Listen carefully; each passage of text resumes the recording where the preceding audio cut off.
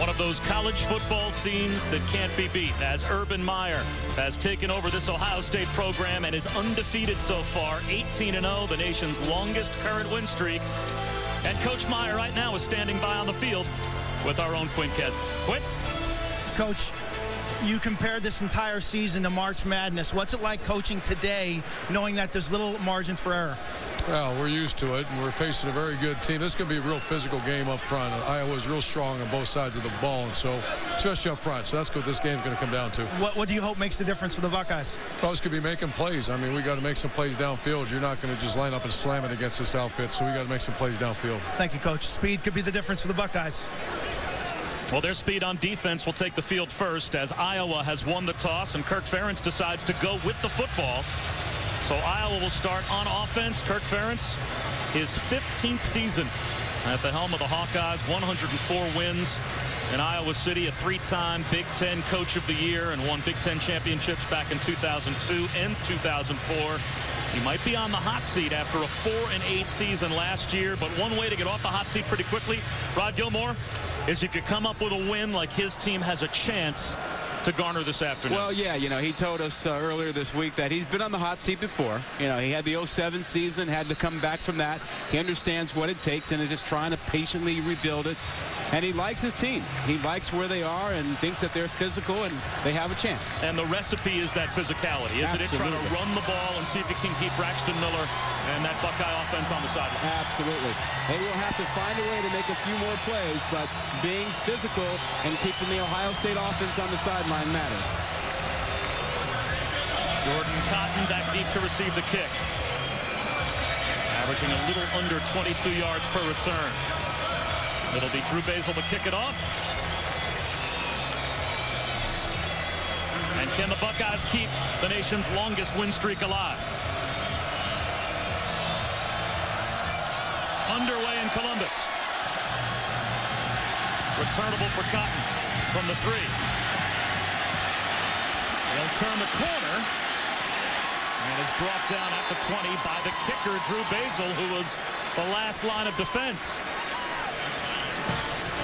So the sophomore Jake Rudock from Weston, Florida, 13 total touchdowns this season, 8 via the air, 5 on the ground. He's a pretty good dual threat quarterback, but this an atmosphere unlike he's experienced so far as a starter. Well, that's true, and he is a mobile guy. I don't know that they really want him to run the football, though. They will run the zone read option, but I think they really want to put the ball in the hands of Mark Weisman.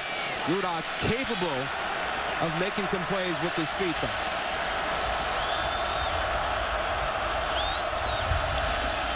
For Rudock on first down.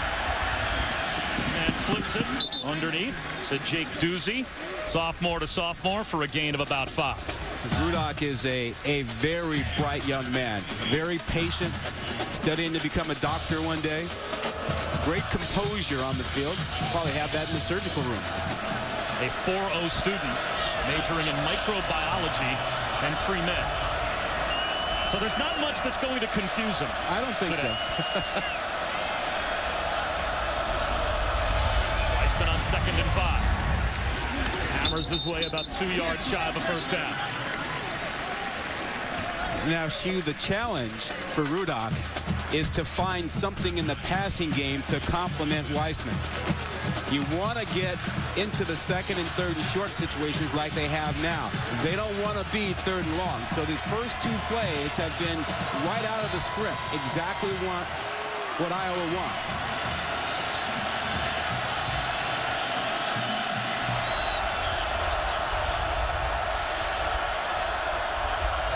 Third down and a long one close to 2, and that's Damon Bullock now in at tailback.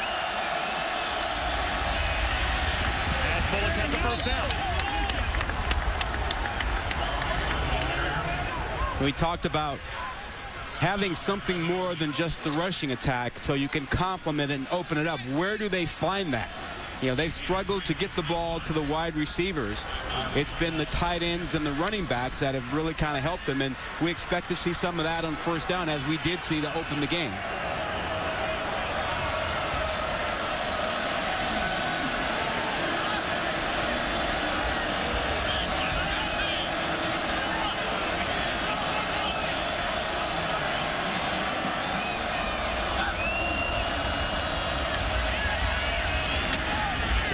Bullock out to the 33-yard line for a gain of 2. Joel Hale made the stop for the Buckeyes. And the one thing this Ohio State defense does pretty well is defend the run. Are you surprised that it's an up-tempo attack for Iowa, considering that they want to shorten the game? They did tell us today when we were talking with Greg Davis, their offensive coordinator, that they would run some tempo. Yeah, I think the up-tempo is just to keep the guys from substituting, but they're not going too deep into quick into the clock. Turning the corner is Bullock. Down the sideline, he's got another first down.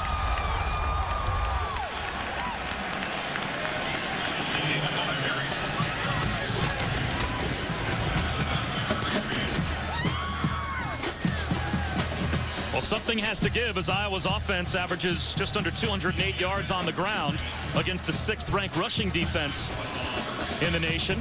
Well, so far, advantage Hawkeyes. Yeah, they're big up front. You know, 300 pounds at center, 295 at the 2 guard spots.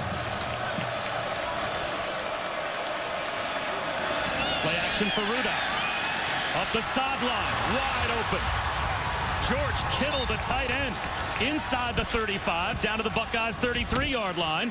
Well, yeah, we talked about the fact that the receivers are really the tight ends and the running backs. This is just a little play action. They've run the ball well. You see the tight end to the left there, number 46, Kittle, just sneaking out behind the linebackers. Only the 2nd catch this season for Kittle.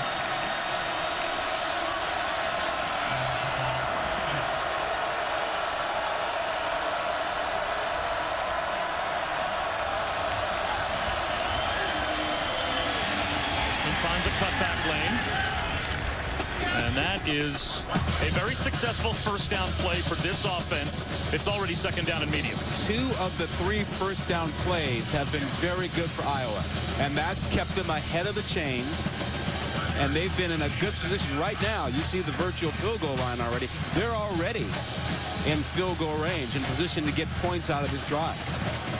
We were told before the game that Mike Meyer, their senior kicker, who is a career 77% kicker, feels very comfortable once the ball gets to the 28-yard line or closer. That's right where Iowa is now, 2nd down and 5. Rudock in the flat. Jake Doozy very close to another first down. He'll be marked out, it looks like, about a half-yard shy. C.J. Barnett banged him out of bounds. It'll be 3rd down and 1. Well, the wide receivers have been a non-factor for Iowa the past few weeks. Here we go, hurry up tempo once again. Quarterback sneak moves the pile for a first down. You know, Minnesota, Michigan State, I mean, they've played press coverage and taken the wide receivers away. Ohio State kind of following that pattern. And so the running backs and the tight ends are huge for Iowa, and they've been getting open so far in this ballgame.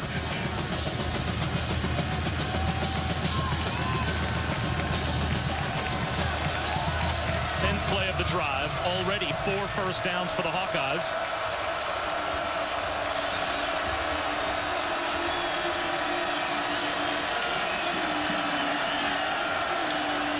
Damon Bullock to about the 19-yard line, a gain of a couple, and Ryan Shazier, number 2 in the Big Ten, averaging 8 tackles per game, made his stop. Yeah, he shot the gap. He was looking for that and saw the flow and attacked it right away.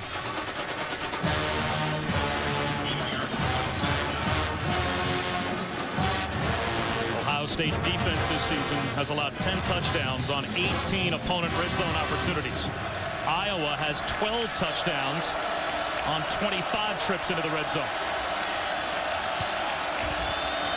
Play action. Rudock on a rollout. Wide open, it's Doozy. Down the sideline. Inside the 6. Knocked out of bounds at the 4-yard line. 1st and goal for the Hawkeyes.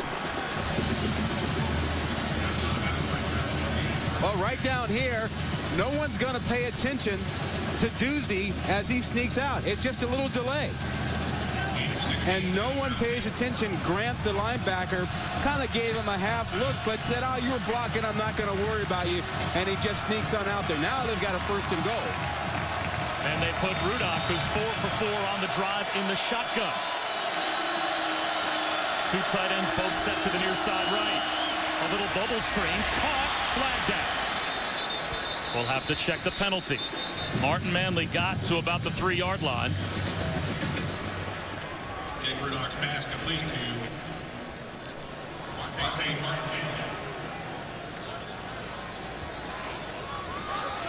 Offside. Defense, number 1. Half the distance to the goal. First down.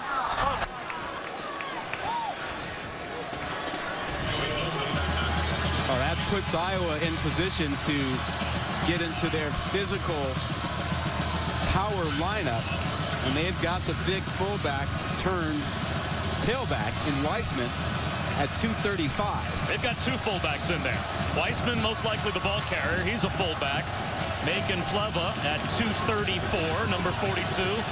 He's the fullback, and 3 tight ends.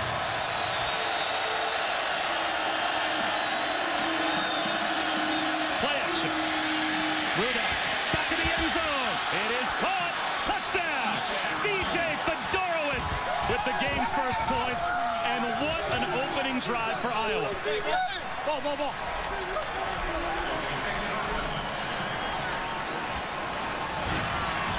You know, we just saw this play a few moments ago. It's a tight end block delay. And Fedorowicz just gets into the back of the end zone. How about Rudolph's patience and composure to wait for him to come free back there?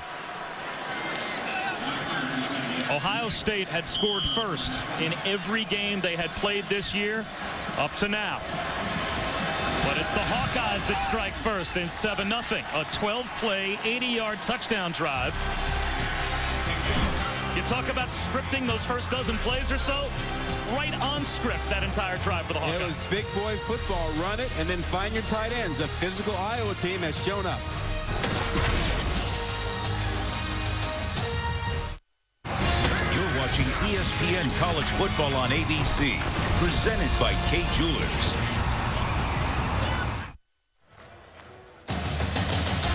In 25 consecutive games, this one for the touchdown that capped Rod Gilmore an ideal opening drive for Iowa. It was a big boy opening drive. They went to the tight ends, multiple tight end sets, 3 times.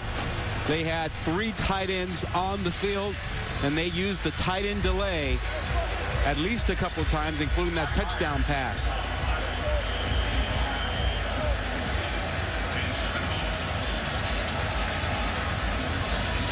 So Ohio State trailing after an opening drive for the first time this season, about to get the football for their first offensive opportunity. And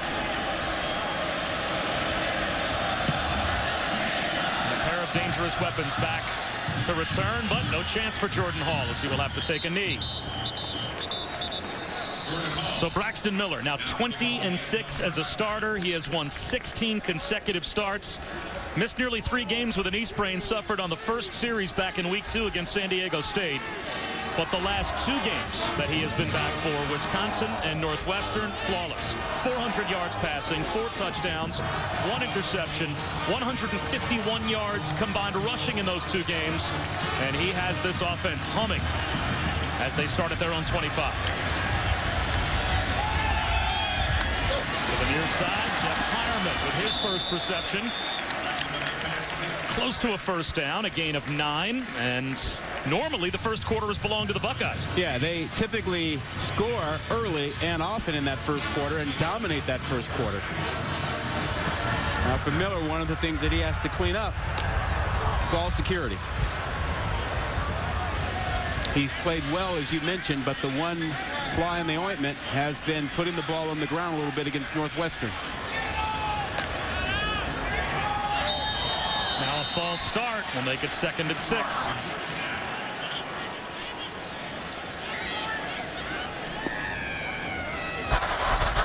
False start. 79 offense. 5-yard penalty. Made 2nd down.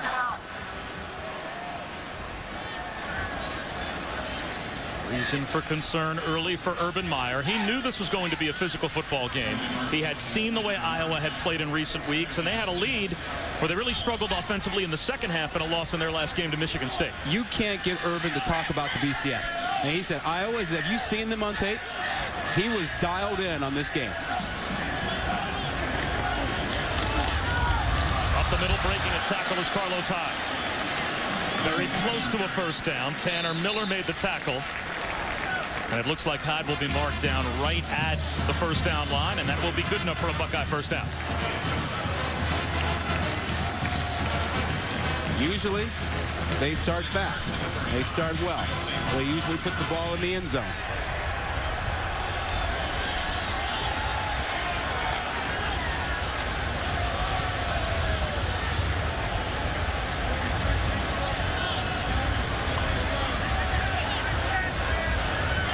Iowa shows blitz as the play clock winds down. Out on the edge to Philly Brown. He cuts back across the 40 to the 41-yard line to pick up 6. It'll be 2nd down and 4. Christian Kirksey made the tackle. And those 3 linebackers for Iowa, that really is the heart of their defense. They are 1st, 2nd, and 3rd in tackles. James Morris, Anthony Hitchens, and Kirksey. 3 seniors, but Morris is the guy that jumps out at you. He just plays so hard, goes fast all the time.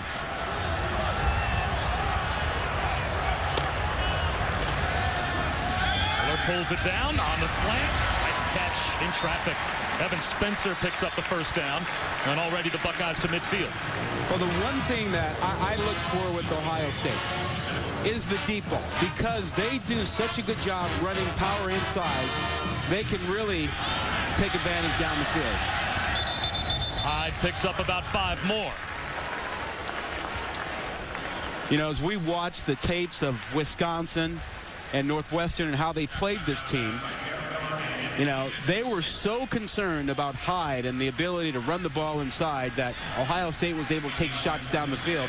And Iowa wants to take away the rushing attack as well. So I assume you're going to see Braxton Miller at some point really think about taking shots.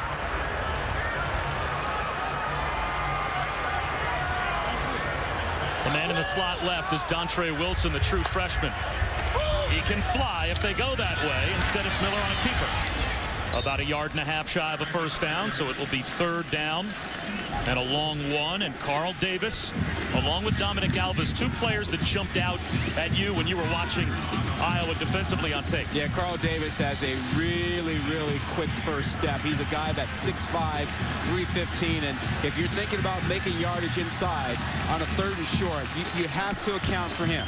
He will make a play if you don't account for him right off the bat. 3rd down and a long one, close to 2.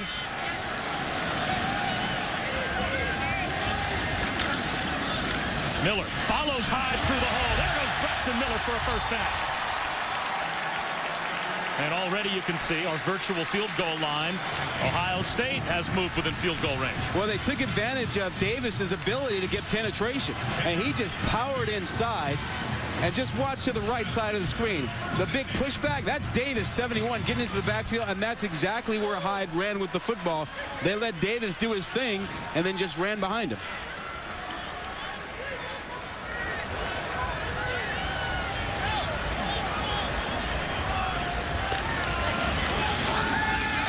Miller on a straight drop back.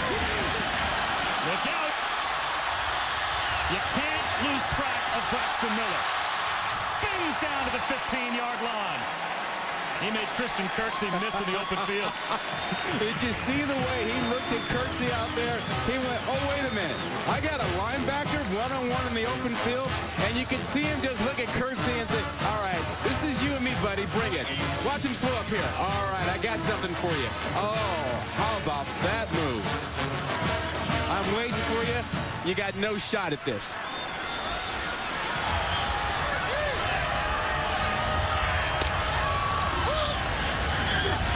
Turn the corner is Wilson.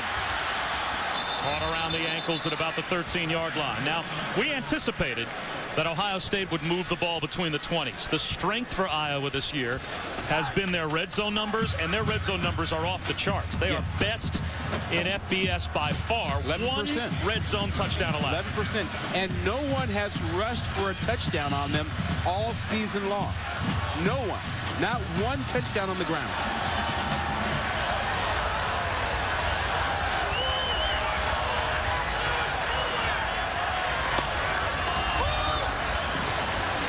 Delays, nowhere to go.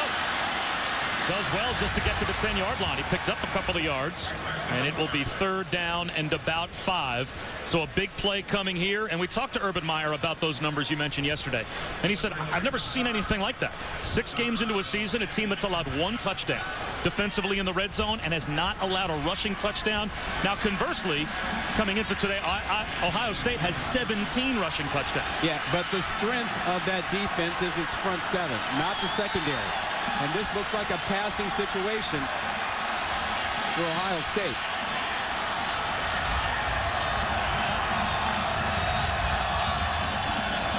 Play clock down to 5. Miller still over to the sideline. Urban Meyer has to call a timeout.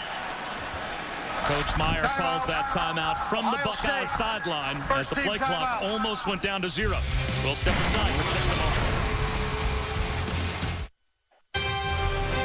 K Jewelers. Every kiss begins with K. Chevrolet. Find new roads. And Taco Bell. Sometimes you gotta live Mas.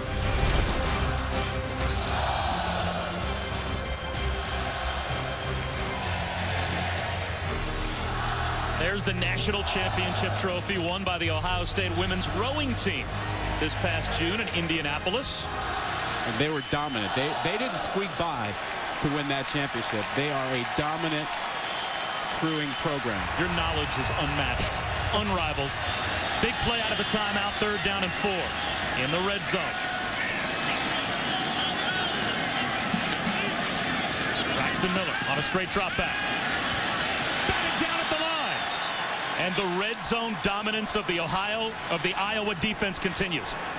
And he had Evan Spencer in the middle, who was looking for number 6, but he didn't quite get a chance to get it because Trinka Pusat, number 90, gets that big paw up there and knocks it down. Iowa's still intact in the red zone defensively. So Drew Basil, perfect so far this season, 5 for 5. On for a chip shot from 27 yards away to get the Buckeyes on the board. And it's 7-3. 4 minutes to go in the first quarter. Iowa bends, but they do not break. And Braxton Miller can only produce a field goal. This is ESPN College Football on ABC, presented by K Jewelers.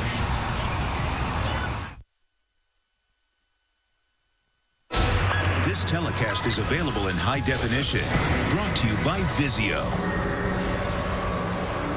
Welcome back to Columbus. Bob Wischusen alongside Rod Gilmore. Quinn Kesnick down on the field. And Trinka Pusat with the knockdown on 3rd down in the red zone. Keeps Ohio State out of the end zone. And Iowa about to get the football back as both teams put together 12-play drives to start the game offensively. But Iowa's 12-play drive results in 7. The Buckeyes only 3. Another short kick at the 5-yard line. It's Cotton. And runs into a wall at the 23-yard line as we take a look at today's impact players, brought to you by Chick-fil-A. Well, we talked about the physical nature of this ball game. Well, Adam Cox, a fullback for Iowa, is a physical player. Damon Powell, 3rd receiver, helps him with speed. And the Ohio State defense, Joey Bosa, freshman, having a great year. Bradley Roby at corner, incredibly talented.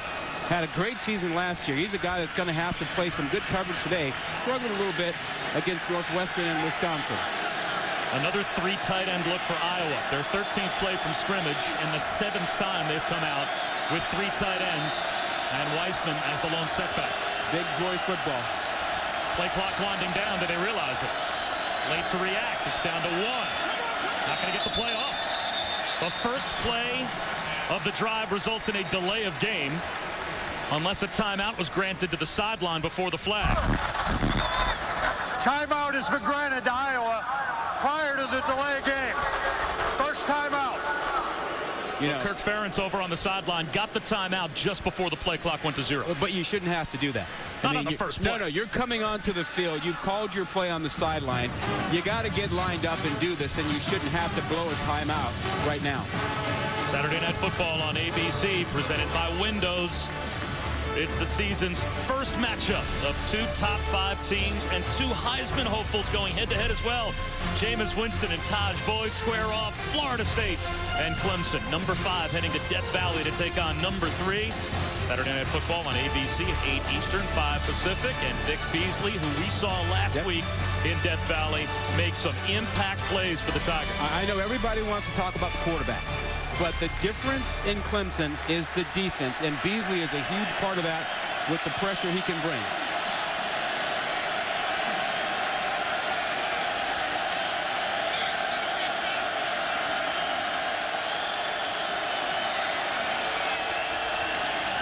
Weissman, first down handoff. Picks up 2.5. And we go back to Robert Flores. All right, Bob, Taco Bell studio update, staying in the Big Ten. Indiana strikes first at the Big House. Nate Sudfeld to Cody Latimer. 7-0, but Michigan has just answered with a touchdown of their own. They're tied at 7 in the Big Ten. Indiana can put points up. They're a dangerous offensive team. It's not easy on Saturdays, as a lot of teams found out today. Rudock well protected. He finds Fedorowicz. It's good for a first down. And we've talked so often this season about the upsets you saw on the horizon. We've already seen 2 in the early games out of the SEC. South Carolina goes down again. Georgia goes down again. And tense moments now, late first quarter here in Columbus. Missouri knocks off Florida to give themselves a bit of a pad in the East in the SEC. Not a lot of folks saw that, which is why what Ohio State has done week after week has been so remarkable. Tough to win every week.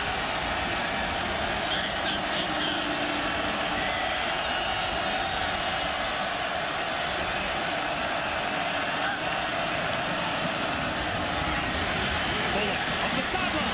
A first down and more. Was that an adjustment as far as you could see at the line? Jake Rudock, who as a sophomore quarterback is given a lot of leeway by Iowa to make play calls, and it looks like heavy hit has Bullock down. Well, you're absolutely right, but also their offensive line, they're getting out and cutting off these linebackers. I mean, their center, Austin Blythe, got out front, cut off a linebacker. I mean, they're doing a great job. When you can get your guards and your center on the linebackers, you're going to give some opportunities. And there's a hit to Bullock by, looks like that was Roby who got him. On a rollout, Rudock stays perfect.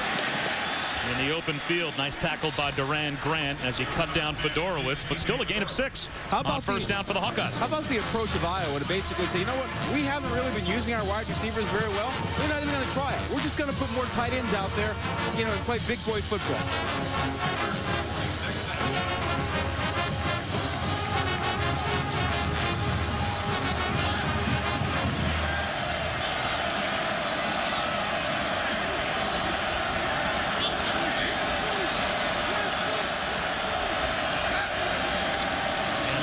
Sean Daniels, a freshman who moves the pile for a first down.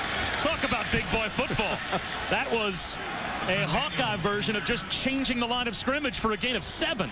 Look, there's nothing fancy about this. This is just line up with 3 tight ends and pound you. And their offensive line right now is winning up front.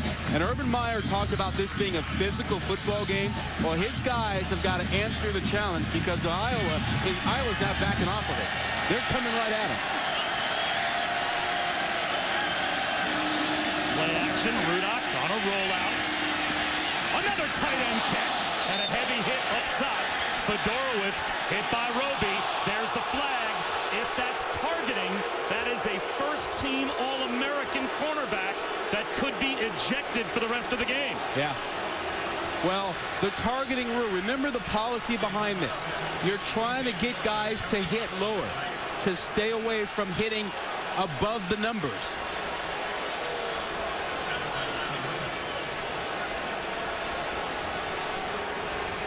Bradley Roby last season was a second-team All-American at corner, according to the AP and the Walter Camp Foundation. But at ESPN.com, we had him as a first-team All-American, first-team selection out of the Big Ten as well.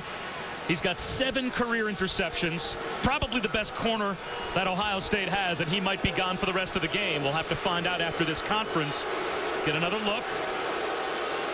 Well, a couple of things there. I mean, you've got a defenseless guy, and then did you see him launch? He gathered himself and launched. Personal foul. Targeting a defenseless player. The head neck area. Number 4, defense. 8-yard penalty. Automatic first down.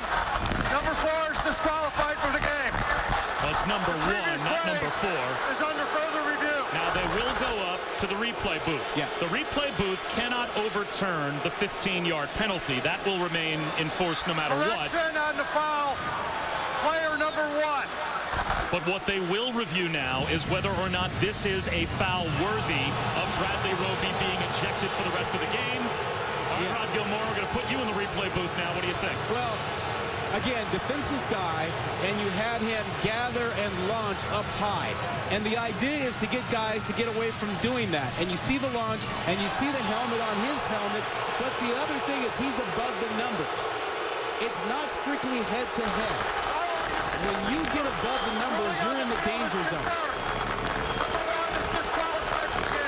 It's the right call. The policy is to get guys away from that. And if you hit the guy in the numbers and wrap him up, you don't get flagged there. So a first-team All-American corner is now ejected, and the replay booth holds up the call on the field. Armani Reeves, a sophomore from Massachusetts, will now take the place of Bradley Roby for the Buckeyes defensively, and that is a major momentum shift. First of all, it's a first down at the 13-yard line, but that's one of the best players all around for either team in this game that's gone. Absolutely, and not to mention the emotional impact on your team. Ohio State to see one of your star players, one of your leaders, leave the game in the first quarter. I mean, that hurts the team entirely, and the fans are not happy about it, but it was the right call.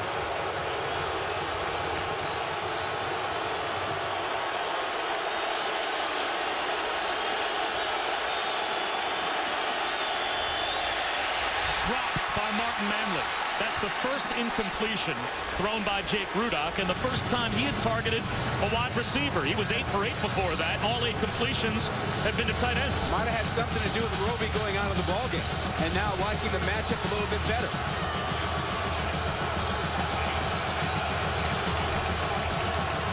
But they've been so good with the tight ends and the rushing attack, you wonder why they go away from that.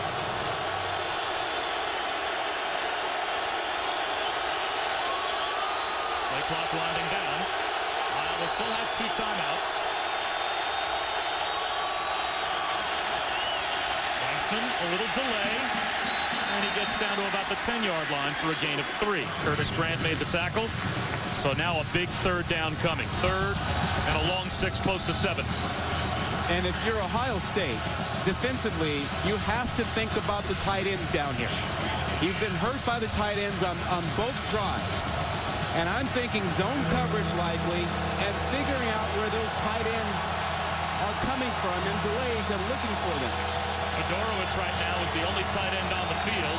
You can see him just on the right side of your picture there. And Damon Bullock back in for the first time since being knocked out early. On third down, Rudock under pressure, throws it away.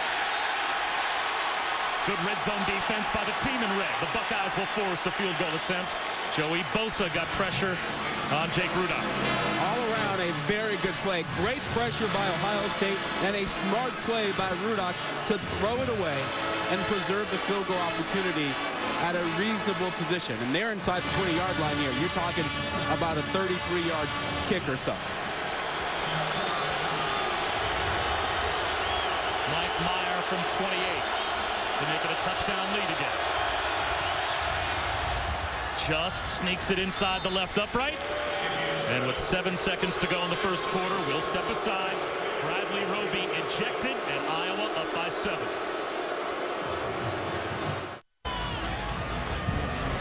Quarter, Dr. Pepper's 7-sound pass on the opening drive for Iowa. And on that last drive, he was knocked out of the game, at least briefly, by Bradley Roby. A hit that was ruled targeting by the officials on the field. A ruling that was upheld and confirmed by the replay booth. That turns into the ejection of Bradley Roby and a field goal after a 10-play scoring drive for Iowa to put them back up by 7. Jordan Hall brings it back from the 1. And Hall's all the way out close to the 25-yard line before he's brought down, actually at the 26 by Travis Perry. Well, Bradley Roby had a couple of big hits of the first quarter. The second one cost him his eligibility for the rest of the game. That was the first on Damon Bullock. Yeah, got him helmet to helmet, probably got away with that one. And this one, I think, is the right call. I mean, he crouched, he launched against a defensive player, got him up above the numbers, and he's been ejected from the ball game. And remember, the idea is to eliminate these concussions from hits up high. Lower the target as to where you tackle. Dontre Wilson and Carlos Hyde in the backfield, and there goes Wilson in motion. Carlos Hyde right into the teeth of the black and golds. Drew Ott made the stop after a gain of about 4, and that takes us to the end of the first quarter. Iowa with 2 long scoring drives. They've got a touchdown lead here at the Horseshoe. Ohio State 10-3. As we start the second quarter, we continue with the Dr. Pepper road to the conference championships. Urban Meyer's team with an 18-game win streak, the longest active win streak in the nation. Bob Wischusen alongside Rod Gilmore. Quinn Kesnick down on the field. But Iowa with a 12-play touchdown drive, a 10-play field goal drive, and the ejection of corner Bradley Roby after targeting was called on a hit on C.J. Fedorowicz. Could greatly impact the outcome of this game. As we start the second quarter, the read option, and Carlos Hyde turns the corner and gets shoved out after a gain of 3. It will be 3rd down and 2. Well, so far this ball game has really gone the way that Iowa scripted it. They outnumber Ohio State in plays. They've had time of possession. They've picked up more yards.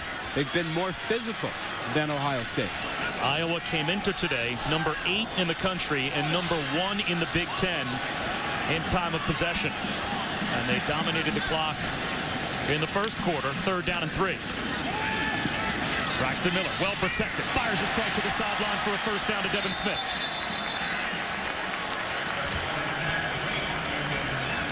Where Ohio State has a huge advantage, it's with speed, and speed on the edge. And here comes Wilson, Dontre Wilson, back on the field. I think they really want to get into the mode of trying to take advantage of that speed advantage, getting Wilson and others involved on the edge. Urban Meyer said that they want to turn Dontre Wilson into a football player. Right now, they feel like he's a novelty, a hood ornament of sorts. Braxton Miller off the play action fake. Wide open, Philly Brown. Inside the pylon for the Buckeye touchdown.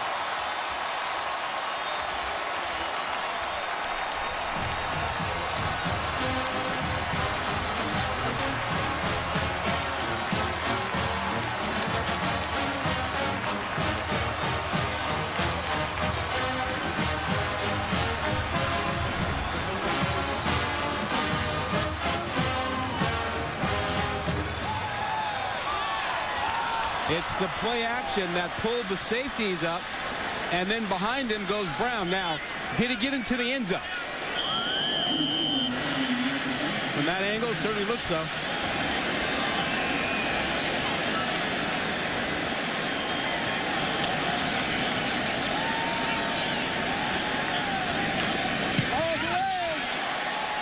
We're now tied at 10. And, Rod, we talked about Dontre Wilson. Urban Meyer may have called him a novelty or a hood ornament. Well, it was enough to draw the attention of Iowa on the play-action fake. Yeah, he certainly did. And Corey Brown showed his speed getting behind the defense.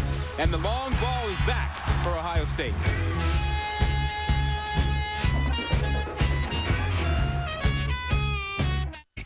Welcome back to ESPN College Football on ABC. Presented by Kay Jewelers.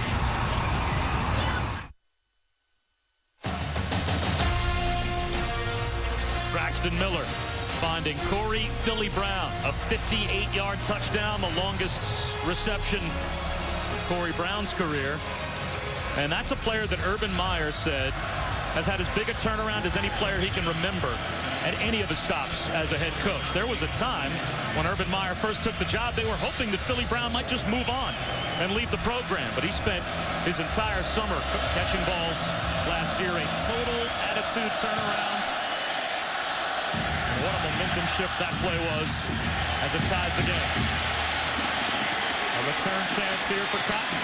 Out to the 31-yard line, so pretty good field position for Iowa. And let's go back to the touchdown. Well, Ohio State got Iowa looking at the wrong thing. Here is Wilson, and then they have the play action. That's going to draw the attention of the safeties. They're looking at the wrong thing. They're thinking play action. Uh-oh, they're thinking Wilson, but guess what? There's Brown. Look where the safety is. Look where this safety is. No one's paying any attention to the main guy. They're thinking about the speedy guy that they've seen and heard about all week, and they're thinking about the play action. And instead, Brown runs right down the middle of the field. So the quick strike for Ohio State gets the game tied at 10. This is the third possession offensively for Iowa, and their first two. They have physically just marched down the field on the Ohio State defense. Play clock down to 2. Did they realize it? Might have to call timeout again from the sideline. And they tried to call timeout, but the offense got the play off. Shazier brings down Weissman after a gain of 5 as we check in with Quinn Kesnick. Secondary really at his disadvantage right now in terms of the numbers. Keep in mind, Christian Bryant, broken ankle, out for the season, the leader of the group. Now Bradley Roby ejected. We're going to put a lot of pressure on Armani Reeves, corner number 26, only a sophomore. And behind that, there's a lot of youth. Just at the bottom of your picture is Armani Reeves. They'll run the other way, though, with Weissman. And the former fullback turned tailback picks up a first down. Well, as Quint mentioned, there's Bryant on the sideline. The question for Iowa is, can they take advantage of that lack of depth and that inexperience in the secondary by throwing the football? Maybe not, but what they can do is force those young guys to get involved in the run game and try to be physical, which they may not be up to handling. The leading tackler for Ohio State, Ryan Shazier, now wears number 2 to honor Christian Bryant, lost for the season. On a rollout, another wide open flip. This time it's the fullback, Aiken Pleva, and he has another Iowa first down. And the misdirection with Rudock has worked to perfection so far for the Hawkeyes. As much as we want to talk about Iowa's rushing attack, it's been the short passes to the tight end and the fullback that has really made this offense go today. It's been Rudock and the flip, Rudock and the short throw, Rudock and the tight end delay. 3 tight ends again on first down for the Hawkeyes.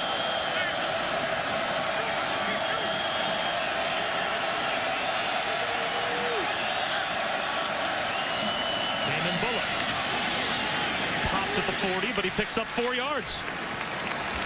Shazier combines with Armani Reeves on the tackle for Ohio State. You get the sense the crowd is just a little bit uneasy. Well, they know what's on the line. It's the point that Quinn Kesnick made earlier with Urban Meyer. He told us the story yesterday when he was the head coach at Florida, that he was sitting around having a beer with Billy Donovan, and they were just talking about the different experiences that each has had coaching their teams.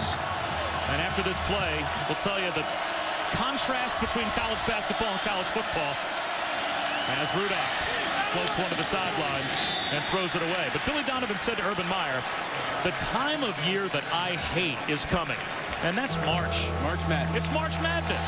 I have to win. You can't lose in March. It's win or go home.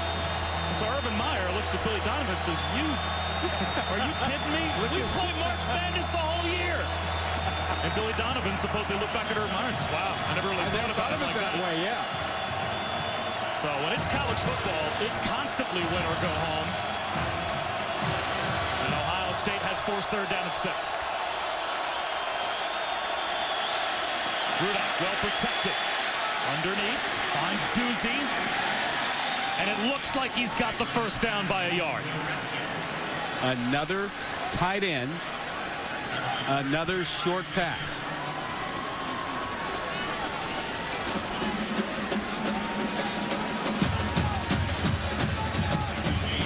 Give some credit to Greg Davis, the offensive coordinator for Iowa. Really kind of revamping things for this week and going heavy. 3 tight ends. Not so much use of the fullback, but making this a big boy game, a big physical fight. Rudock, pressure coming. He escapes. and picks up about 2 yards. What could have been a sack, Noah Spence had a chance to bring him down and missed. And it's time now for our Aflac trivia question. Aflac. Speaking of Urban Meyer, he's won 18 straight games as the head coach of Ohio State. What was the last game that Urban Meyer lost as a head coach? I have a guess, but I'm going to think about it for a minute. 2nd down and 8.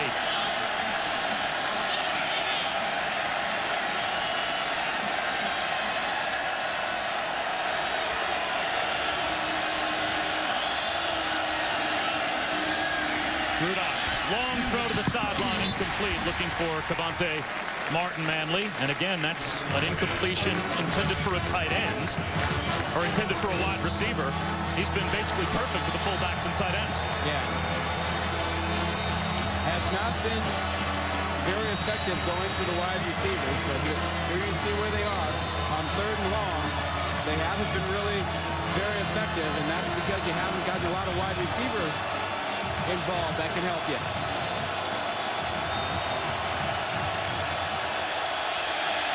Wide receiver screen on 3rd down. It's the 1st down and more. It looks like cut down was Damon Powell, but not before he picked up the 1st down. C.J. Barnett, did he close fast on Damon Powell? Looked like Powell might get the sideline and score. Well, Powell took one of those tunnel screens, 74 yards for a touchdown earlier this year. And he was just so close from breaking that one. Watch the good blocking he gets from his tight end, from his right tackle, but for the great closing speed and tackle by Barnett, he would have been gone. Still a 3rd down conversion, though, and the first completion by Jake Rudock to a wide receiver. Back to the 3 tight end look, just outside the red zone. To the 16-yard line goes the freshman LaShawn Daniels as we go back to Robert Flores. Hey, Bob, Dr. Pepper 10 conference update in the Big 12 on ESPN. Oklahoma down 13-0 to Kansas. James Sims the touchdown run, but the point after is no good. OU lost to Texas last week, now trailing in Lawrence.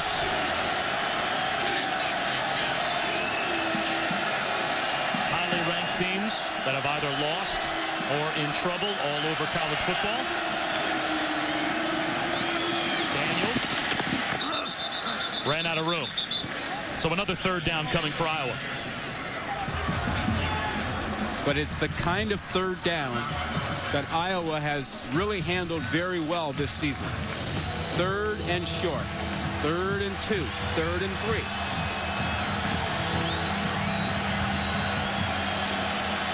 The Hawkeyes are 4 of 5 on 3rd down so far in the first half.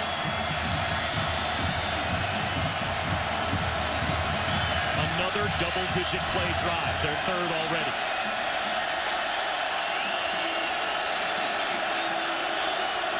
They clock down to 3. Have to call timeout from the sideline again. Rudock called the timeout as well just before the play clock went to zeros. Iowa. But Kirk Ferentz is getting a workout. He's doing 40-yard dashes on the sideline trying to call timeout before the penalty flag flies.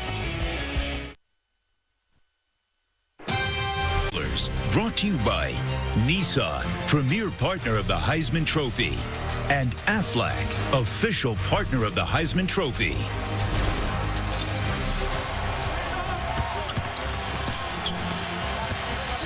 Aaron Kraft and the rest of the OSU men's basketball team getting set for the season. A new $19 million basketball practice facility open here at Ohio State. So we open up after this timeout with 3rd down and 2 for Iowa.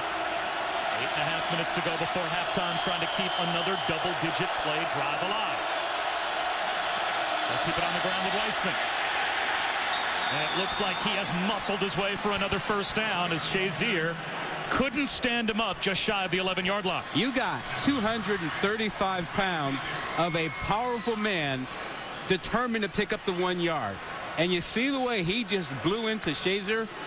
He got Shazier on his back. I mean, that is powerful football.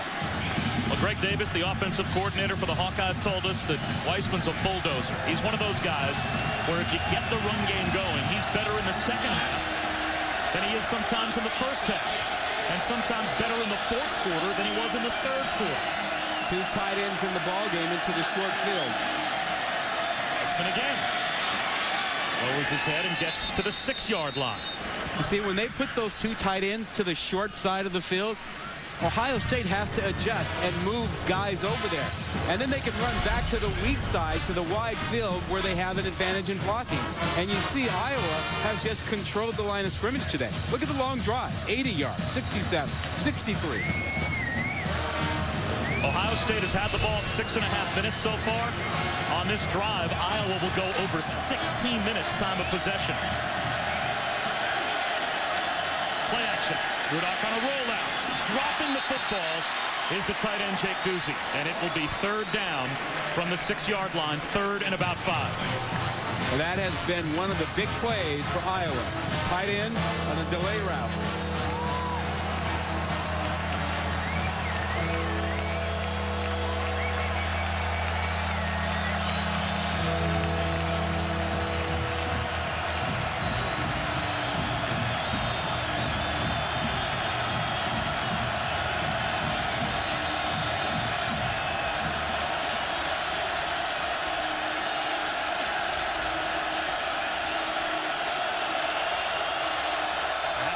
This play off as well. Rudock realizes it. Floats one in the back of the end zone, wide open. Cavante Martin Manley for the Hawkeye touchdown.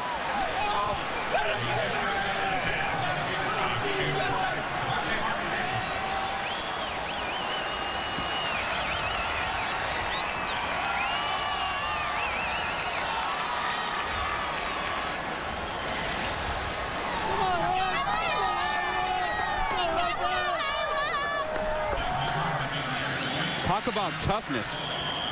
Rudock just hung in there and took a shot on that 15-play drive.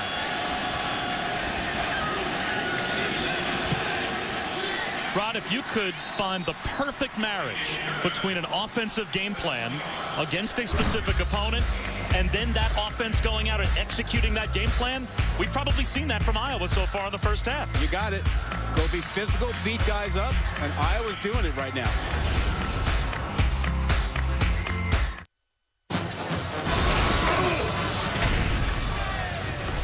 A 15-play touchdown drive, the longest scoring drive by an opponent against Ohio State this season, just flawlessly executed by Iowa.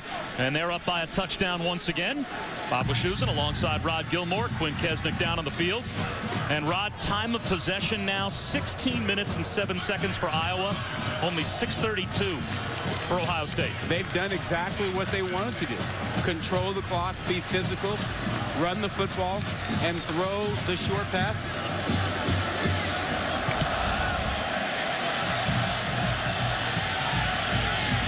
Andre Wilson takes a knee. And let's go back to the touchdown. Well, Ohio State's playing a little bit of in and out coverage, kind of a zone coverage here. But what happens is Martin Manley starts inside and goes outside. And that kind of confuses them a bit. And Grant jumps the inside route. And there's no one in the back outside corner. So Martin Manley is free there.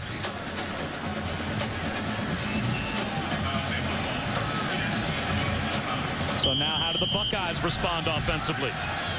Their last possession barely over a minute, and it was a big touchdown catch by Philly Brown. About a 2.5-yard gain to Hireman. Gang tackled at the 28-yard line. We go down to Quinn. Bob, 2 points after that touchdown, Ohio State defensive coordinator Luke Fickell saying, guys, when they're bunch, we're zone. Second thing he mentioned, he talked about the checks and so often how Rudock is checking at the line of scrimmage. He then said, guys, we have to check out of what we're in. So there's a little chess game going on at the line of scrimmage. Last thing to note, C.J. Barnett, safety, all over his teammates. He said, look up at the scoreboard, guys. We've given up 17 points. Well, Braxton Miller picks up a first down, and it's an Ohio State defense that coming into today was only giving up 19.2 points per game. Good for 24th best in the country. So they're normally a team that's top 20 in the defense, if not top 10 in defensive statistics points against. They've already allowed 17 here in the first half. Remember, Quint talked about Christian Bryant earlier being out. A tremendous leader on that defense, and Ohio State missing that, and that's an issue for them.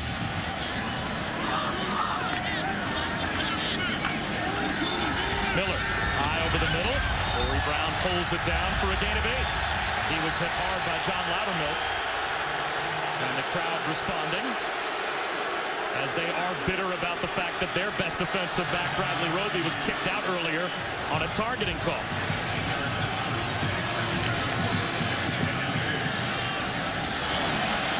Right up the middle goes Carlos Hyde. That's another Buckeye first down to the Iowa 46.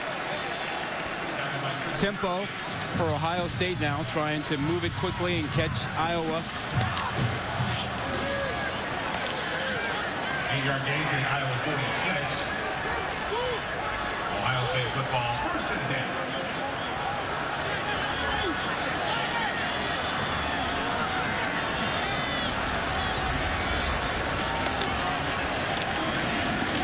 Hyde again. Finds a cutback route. Carlos Hyde powers his way inside the 30. Down to the 29. Who said he can't make guys miss? You know, that offensive line is really good. The center, Corey Lindsley, does a great job up front. Watch him clear out a hole. And then you have Hyde finishing this off, making a couple of guys, including Kirksey, miss. A gain of 17 for Carlos Hyde, who was so emotional after the win over Northwestern and his second half performance in particular. 3 touchdowns in the win after sitting out the first 3 games of the year because of suspension.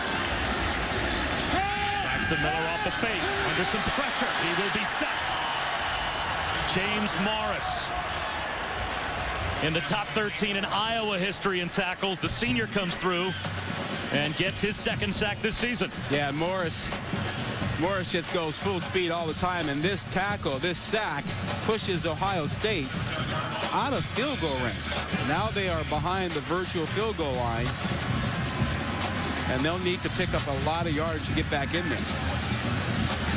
James Morris only grew up 10 miles away from Iowa City. His dad, Greg, has been the longtime equipment manager for the Hawkeyes, so he grew up in black and gold and ends up as their Mike linebacker and leader on defense. Braxton Miller wide open underneath Evan Spencer down to the 26-yard line and sets up a manageable third down at about 7. E.J. Lowry on the stop. And 3rd and 7, that's typically when you get pressure from the Iowa defense. Ohio State will probably anticipate that they will get pressure and act accordingly. Quarterback draw. Try and think screen plays. Think in terms of getting the single coverage.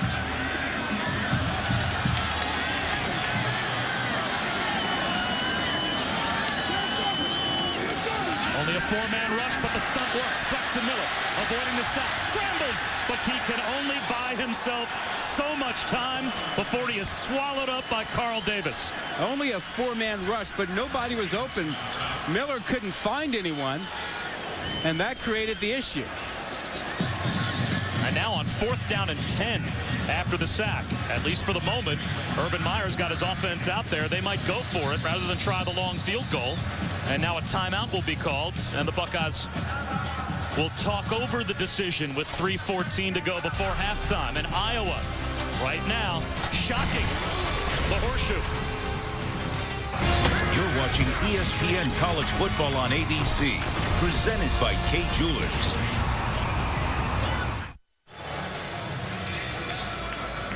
As we come back to Columbus, looks like Coach Meyer has opted to send the field goal unit out.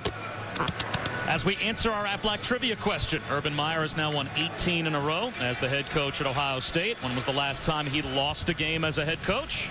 Obviously not with the Buckeyes, had to be with the Gators. Yeah, I figured that. And to close out the season in Tallahassee, Thanksgiving weekend of 2010. You never let me guess. I was going to guess that. I trust your ability.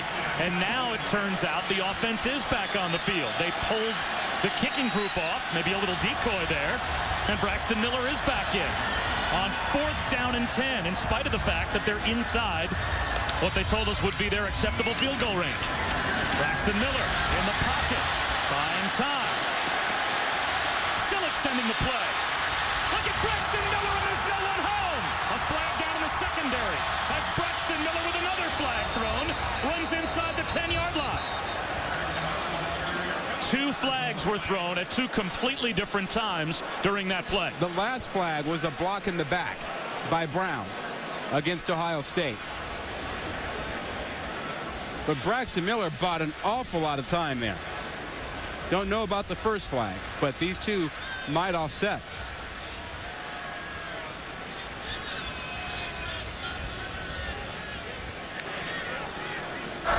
Two fouls on the play. Holding. Defense number 14. Illegal block in the back. Offense number 10. Those penalties offset. 4th down. The shame of it for Urban Meyer's team is that Braxton Miller already had the first down by the time that Brown committed the penalty. Did not need the block at all. And a great play by Braxton Miller to pick up the first down. And Brown, trying to help, went too far.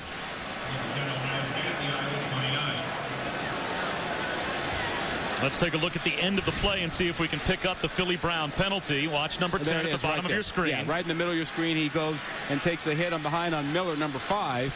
Wasn't even necessary. So now we'll replay 4th down and 10 all over again, and the Buckeyes stay with their strategy. They'll go for it. And here's Braxton Miller. He's looking end zone in a double coverage. Is it pulled down? Incomplete. Evan Spencer, as he was sandwiched with John Loudermilk getting a hand in, he may have just yarded free. Great play by Loudermilk. He goes up to the ball at the highest point and makes the play because Spencer has a shot at it. Look at Loudermilk get up there and make that play. That's range that you want from your safety.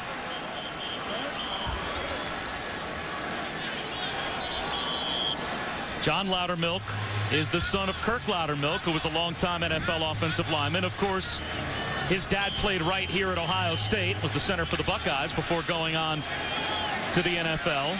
And the last time that these 2 teams played a dramatic game in 2009, Ohio State beat Iowa in overtime, and Loudermilk rushed the field as a Buckeye fan.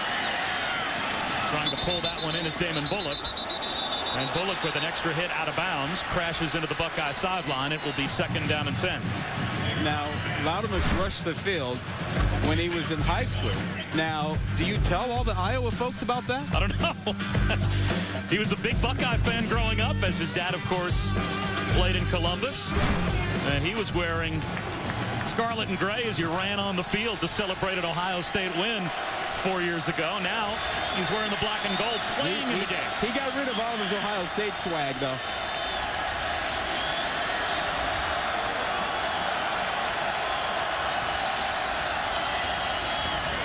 Quick pitch to Tavon Smith. And let's go back to Robert Flores. All right, Bob, staying in the Big Ten. Michigan's Fitz Toussaint, 2nd touchdown run of the day. Michigan has scored 21 unanswered points to lead Indiana 21-7 at home. Bob.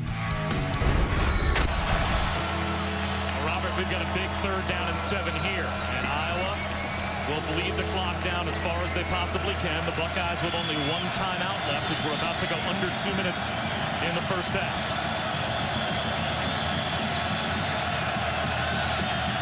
Rudolph, 4-man rush, throws one right to the first down marker. It is caught by Damon Powell. It just depends on where they spot the football. And it looks like they might place it just past the first down line without measurement. They say first down Iowa. Wow.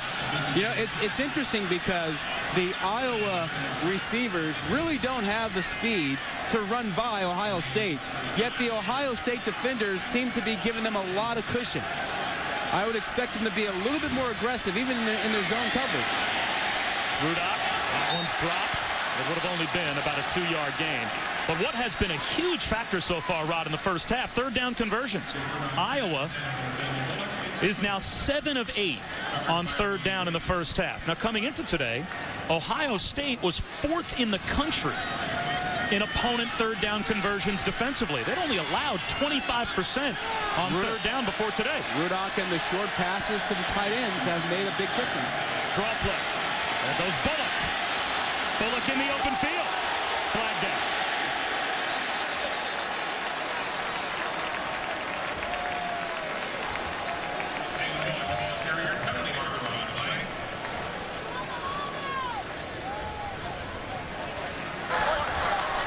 Holding.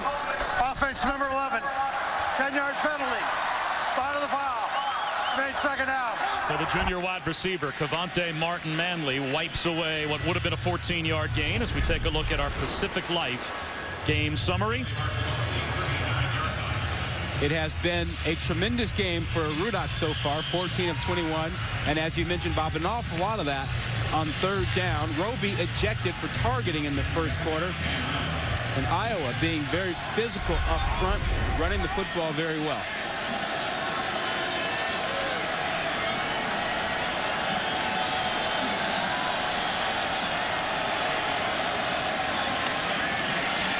Rudock wants the deep one up the seam, and it's incomplete.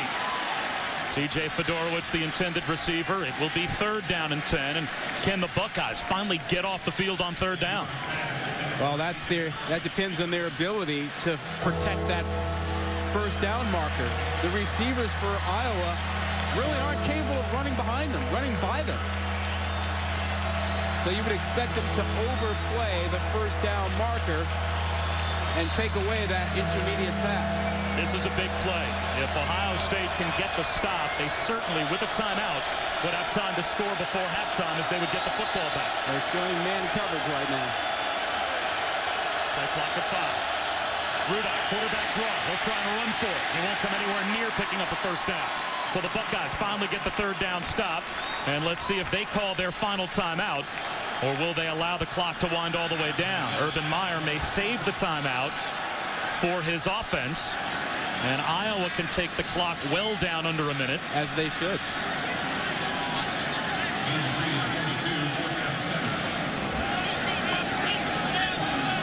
Urban and company made the judgment that they would prefer to have that timeout on offense instead of stopping the clock there. The first time in the game that Ohio State has forced Iowa to punt. And no one's back to return the punt. And a flag comes out on the punt attempt. And this will roll all the way down to the 4-yard line. Ohio State will be called for a penalty as they ran into Connor Cornbath, the punter. And it might be of the 15-yard variety.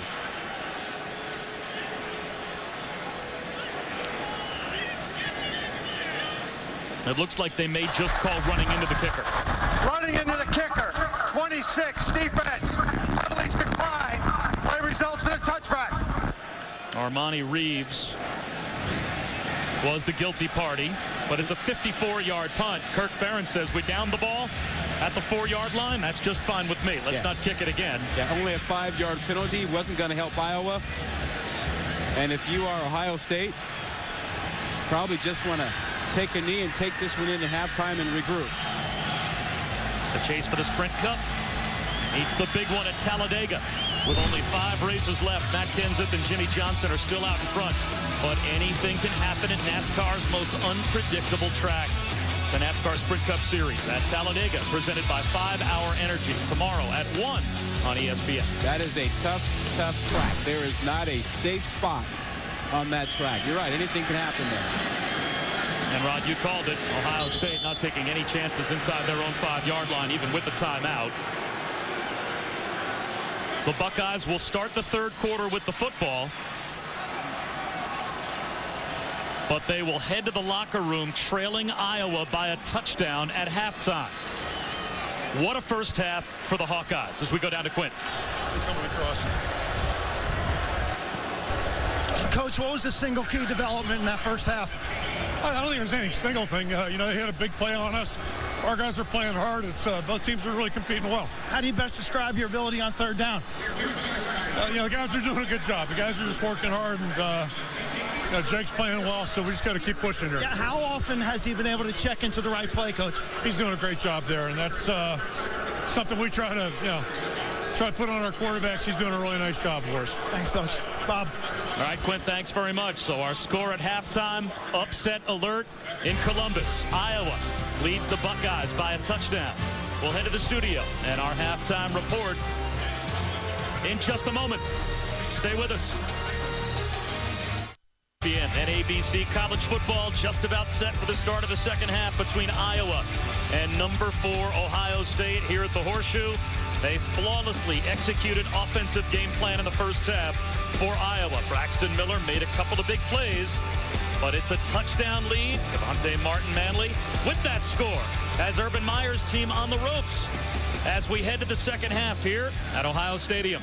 The Buckeyes trail by 7 to Iowa, 17-10. Bob Wischusen here with Rod Gilmore. Quinn Kesnick down on the field. And Rod, we talked about this going away at halftime. The perfect marriage of game plan, drawing it up on the dry erase board, and having your team go out and execute it offensively. That was Iowa in the first 30 minutes. Yeah, Iowa's controlled it, and they've been incredibly efficient on offense. The tight ends, the short passing has really been the deal. Hey, Rudock has done everything at quarterback, and it's been the short passing game to his tight ends to pick up first downs on third down. Got one to his outside receiver, Powell, to get a big first down. And then when he needed the big plays, goes back outside to his tight end, Fedorowicz, for one score, and then Martin Manley for another one in the back of the end zone. So it's the efficient offense that has been just perfect for Iowa in this ballgame. No negative plays in the first half for Iowa. No tackles for loss for Ohio State. No sacks. No losses in the run game for the Hawkeyes. Well, and most importantly for Ohio State, they only had 25 plays in the first half. You got to have the football more than that if you're Ohio State and going to put some points up. Dontre Wilson starts the second half with the ball for the Buckeyes, and he's bumped out of bounds near the 25-yard line as we take a look at our Pacific Life game summary. The clock was owned in the first half by Iowa. Yeah, absolutely. You look at the rushing yards. Iowa's run the football well, total yards. But look at the plays. 43 plays to 25 and 18 minutes on the clock for Iowa. They played keep away. Ohio State thinking national championship if they can run the table and possibly get to the BCS title game. First play of the second half to Carlos Hyde. Bulldozes for 12 yards and a first down behind Jeff Hireman as we check in with Quinn. We are getting beat up front. That's the message that Urban Meyer passed along to me. He said on both sides of the ball, but specifically defensively, which has led to a lot of third and shorts. He said, right now we just can't get off the field on defense. I asked him what will change on offense. He said, we got to operate in space, utilize our speed, spread the field a little, and make Iowa cover sideline to sideline. Well, they start off with big boy football. The first 2 plays from scrimmage in the second half, and Desmond King came up and brought down Carlos Hyde that time after a gain of 3. So it will be 2nd down and 7. But Quint, reflecting what Urban Meyer said, Rod, he's right. The athletes have not had a chance to display their athleticism yet for the Buckeyes. Well, they have a speed advantage. We talked about that at the beginning of the show, but they haven't had the football. I mean, that's been the big issue.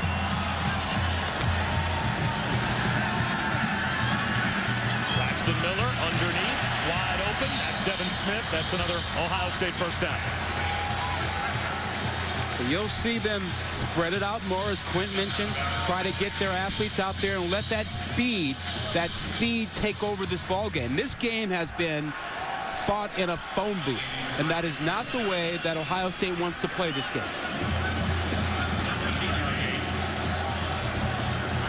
Now it's Dontre Wilson and Carlos Hyde both in the backfield, flanking Miller.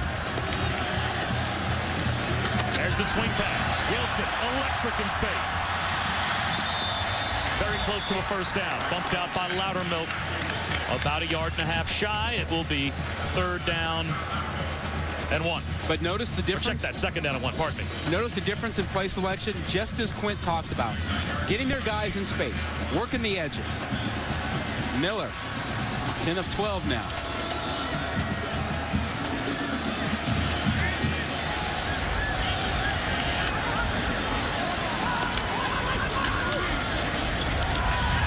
Miller on the keeper. And bounces up the middle. He's thrown down by Anthony Hitchens, but not before another Ohio State first down. And the more they start to have success attacking the perimeter, running the football, the better chance Ohio State has to take advantage of the deep ball and work those safeties like they did with the one touchdown pass in the first half. Ohio State football, first and 10. Now we see Braxton Miller in the pistol with Jordan Hall as the tailback. Play action. Miller, long throw to the sideline. Coming back to make the catch and brought down about 4 yards shy of the first down is Evan Spencer. But again, 5, 6, 7, 8 yards in a chunk on first down for Ohio State on this drive. And again, working the edges, spreading things out.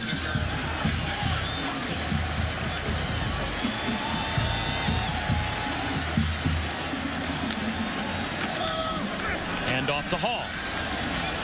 And he moves the pile and scoots through traffic for what looks to be a Buckeye first down. Let's see where they spot the football. Louis Trinca-Passat tripped him up, and he actually is going to be a half-yard shy. It'll be third down and about a foot. Have you heard the clap? You hear when Braxton Miller claps out there? Normally, that is a signal to let the offensive line know he's ready for the football, but today when he's clapped, it's been an instant snap of the football from Corey Lindsley, and a third down conversion for Jordan Hall, easily done. Still, though, this is where Iowa's defense has been at their best this season. It was what Urban Meyer told us in our meetings. He's never seen red zone numbers like this for a defense through 6 games. Well, and they still haven't given up a rushing touchdown this season. And only 1 red zone touchdown. Miller. Not much there on first down this time. It'll be second down at about 7 from the 12. They may not be the fastest defense in college football, but they are very active, and they diagnose plays quickly. Morris gets in on everything. And when you have less space down here, they are more effective. They don't have to cover as much ground, and they can diagnose things quickly and get after you. The 10th play of this drive coming up for Ohio State, but in this compacted area of the field, can the Buckeyes take advantage of their athletic advantage?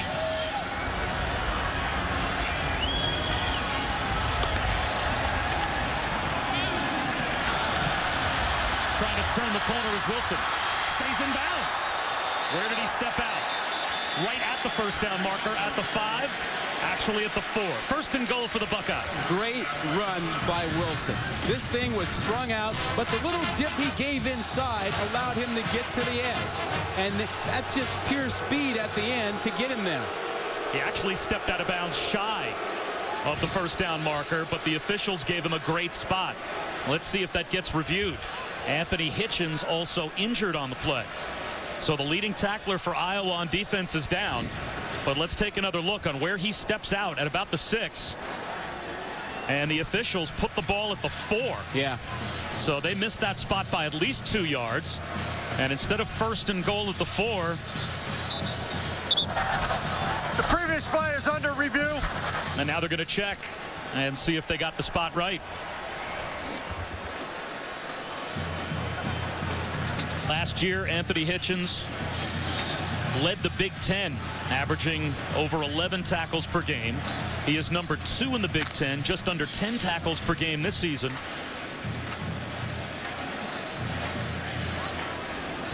Kirk Ferentz told us, though, that he has made a major leap from last year to this year, saying that last season a lot of his tackles were 4 and 5 yards further downfield than they should have been. This season, as a senior, his experience is really paying off. He's making a lot more plays around the line of scrimmage. Agreed. And that group he fits in there with, those senior linebackers, they are all playing that way.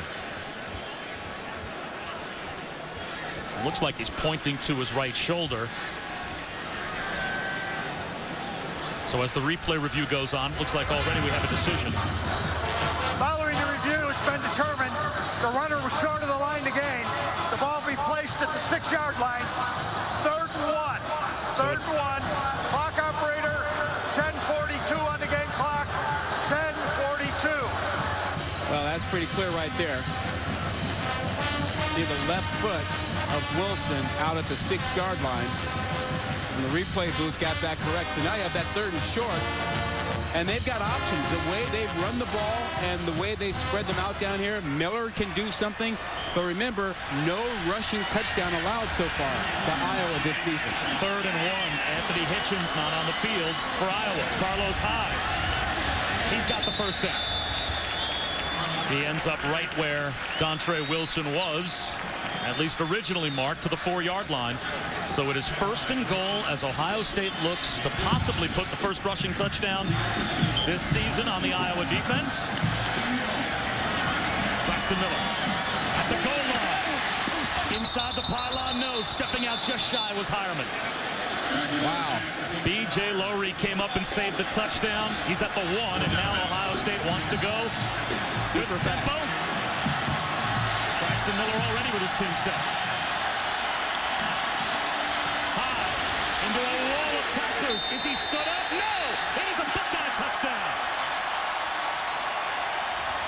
The first rushing touchdown of the season against the Iowa defense pulls Ohio State within a point.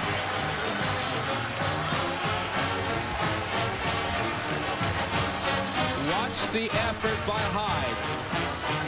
He gets hit by Kirksey as Kirksey goes airborne over the top. But Hyde, with all of that, 235 pounds, managed to break the plane.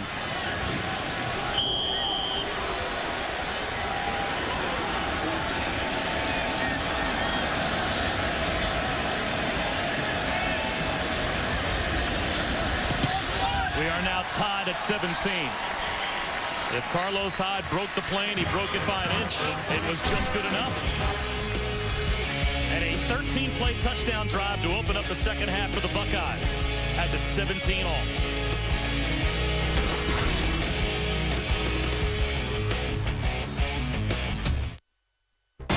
This is ESPN College Football on ABC, presented by Kay Jewelers.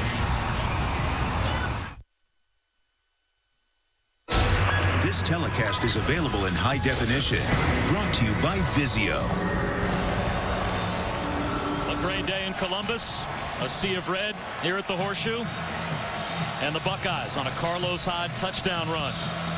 His 4th touchdown run this season, the 26th of his career, has tied things up.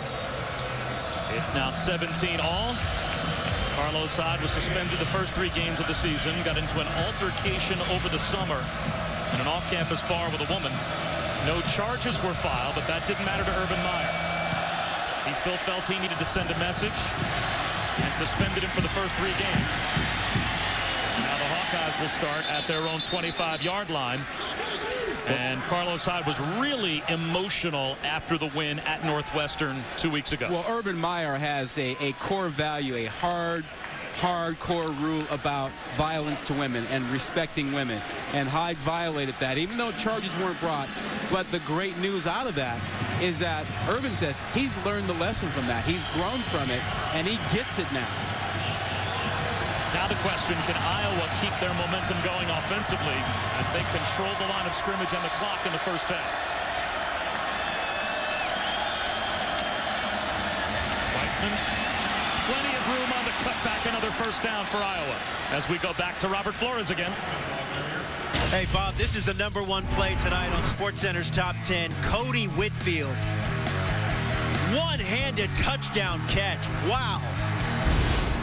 Stanford leading UCLA 10-3 at home. That is Bob Whitfield's son, Cody Whitfield. Bob Whitfield, longtime NFL offensive lineman. That's his son making that helmet sticker kind of catch. That was an incredible catch. And now, what could be an impactful injury for the Ohio State defense is Michael Bennett. First in the Big Ten in fumbles forced. And he is now slowly walking off, replaced by Tommy Shutt. Now, Shutt was out the first 6 games of the season. He has returned for the first time this year for today's game. So that's some depth on the defensive line for the Buckeyes that they hadn't had. He'll be in there alongside Joel Hale.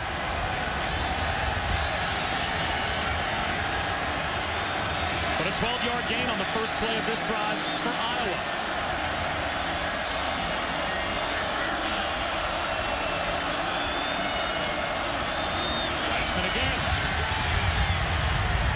Another hard run across the 40. And they'll mark him out at the 41-yard line behind the right tackle, Brett Van Sloten, for a gain of 4 more. They got to the edge because Van Sloten did a great job of hooking and giving them the edge. This offensive line has been tremendous.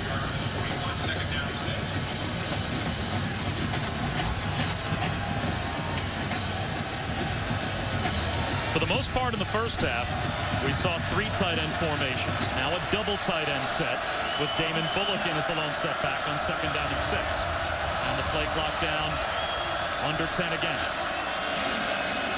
Bullock again finds a cutback lane. And again, he's got an Iowa first down. It is up front. They're doing a great job. That time the left guard, Bofelli, with a great block. Watch the left side. Look at him invite the defensive lineman upfield and then do a great job of sealing it off.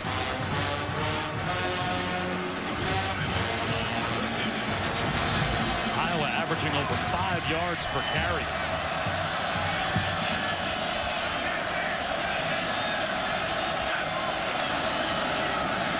Bullock on a stretch play left. And runs out of room after a gain of 1 to the 49. Good job by Joshua Perry to stretch that play out and bring down Bullock. Well, the Ohio State speed is just really not going to let them get to the edge too much. And they've had more success running inside. I mean, they're too good on the edge, too fast with guys like Perry and Shazier.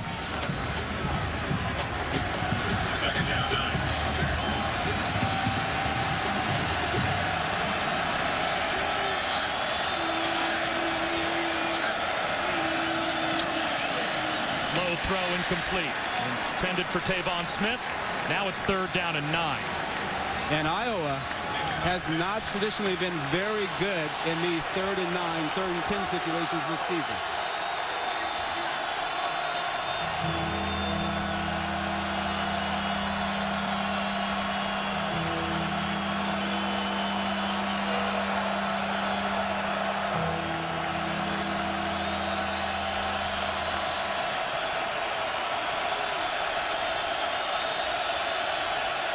The sophomore Jake Rudock in the shotgun.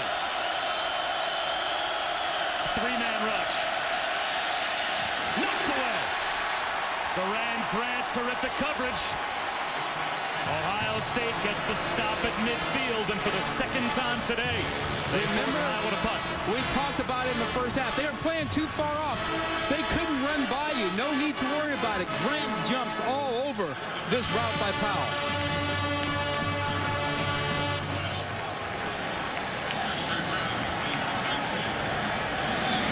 Brown is back deep to receive just inside the 15-yard line. And it's on Connor Cornbrat to try and change field position.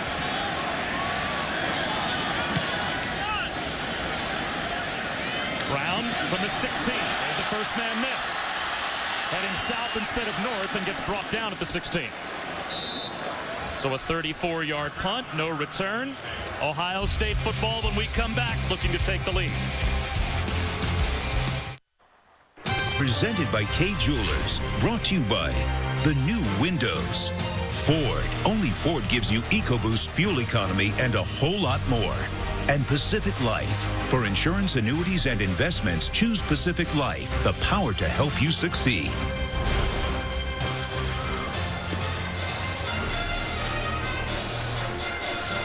They might wear scarlet and gray, but the Ohio State band, they're green.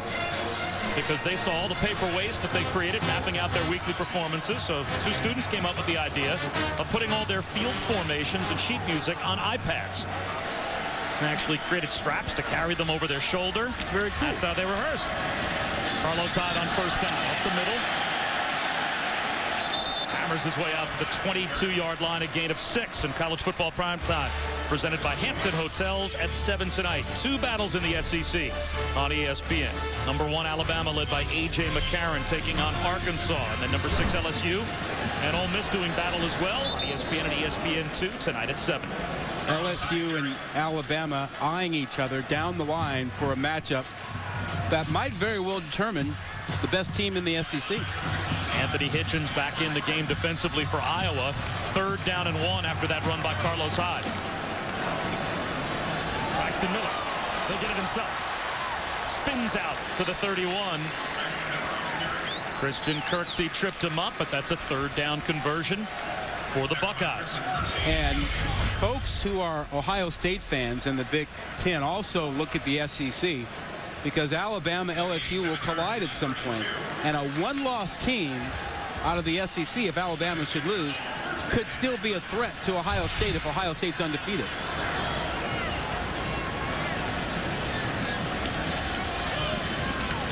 Five-man rush. Braxton Miller well protected. Long throw to Harmon. He makes a move. Upfield across the 45, close to the 47. Another Buckeye first down. Starting to find a rhythm. Braxton Miller runs it. They give him some room to throw. You're starting to get a sense that the rhythm to this offense is coming back. Remember, first half, only 25 plays. Hard to get a rhythm with 25 plays.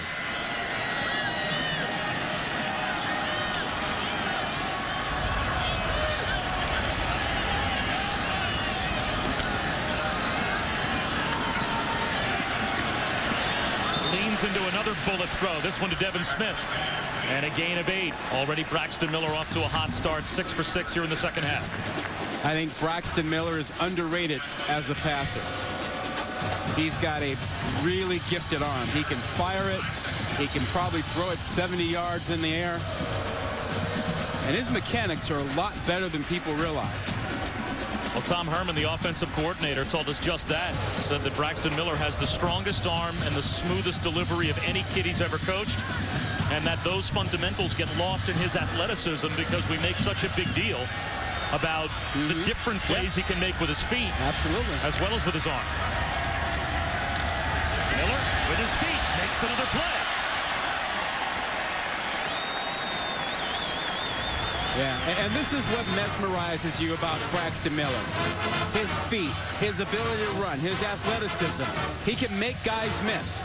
He can make this happen. Look, he makes a safety, Loudermilk, miss that tackle in tight space. And we forget about the fact that he can really deliver the ball, particularly the deep ball. He throws it really, really well.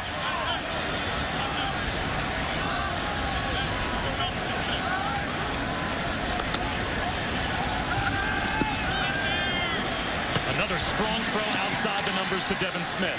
And that's a gain of 8 more. DJ Lowry came up and made the tackle, but it'll be 2nd down on a long 2.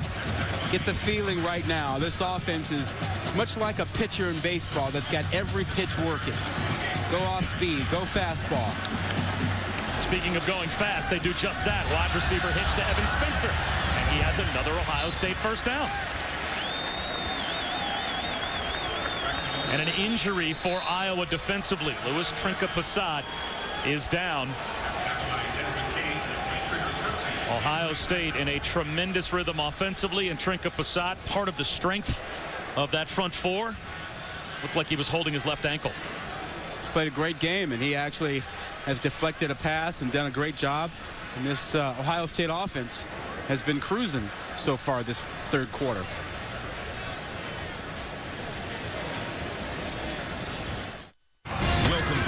ESPN College Football on ABC, presented by Kay Jewelers.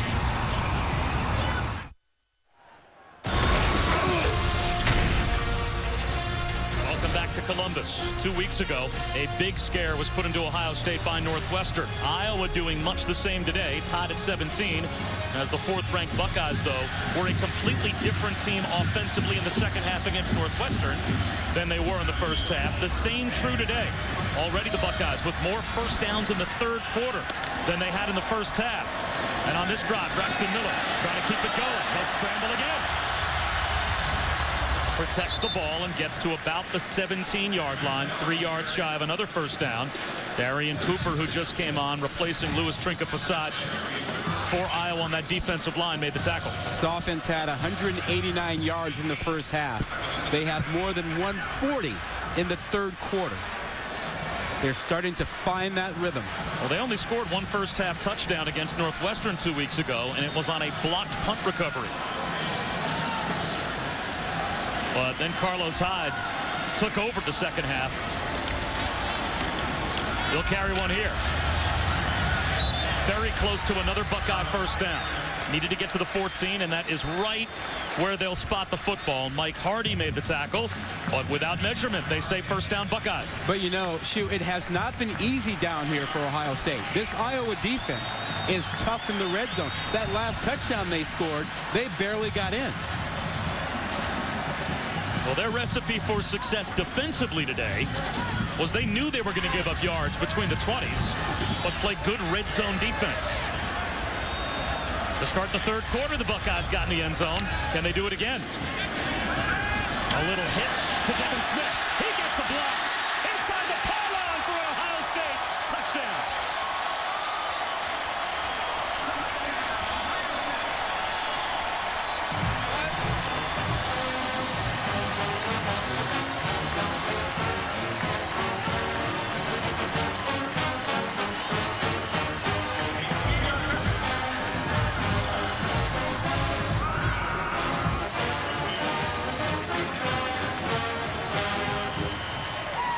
Credit Braxton Miller for that one. He saw them overload the box to take away the run and just adjusted to throw the quick hitch. 2 double-digit play drive touchdowns to start the third quarter for Ohio State. We'll step aside for less than a minute and come right back to Columbus. Devin Smith's 16th career touchdown gives Ohio State the lead.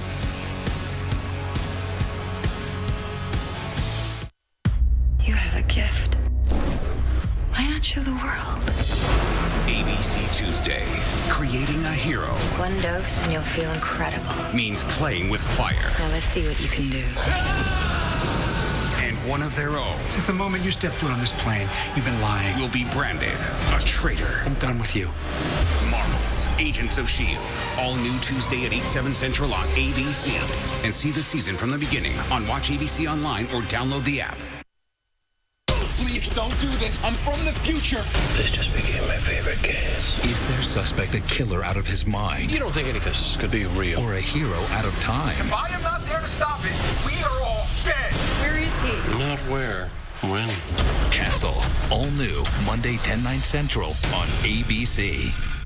With Ohio 17, we continue the Dr. Pepper road to the conference championships. And not only does Ohio State have their eye on a Big Ten title, if they remain undefeated, they think they've got a great chance to play in the BCS championship game and go for a national title. And that may turn out to be true, as Ohio State may become, Rod Gilmore, if they are an undefeated team at the end of the season,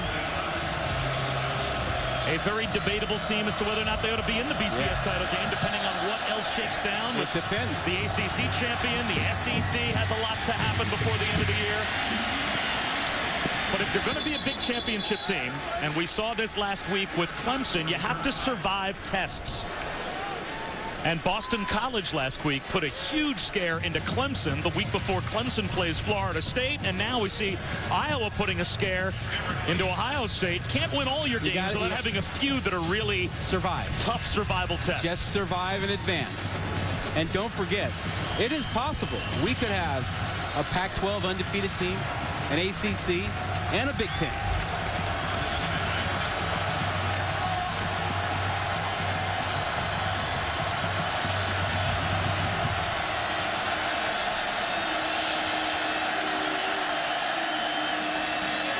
On first down with Iowa, now trailing for the first time. A flag down as he picks up 6.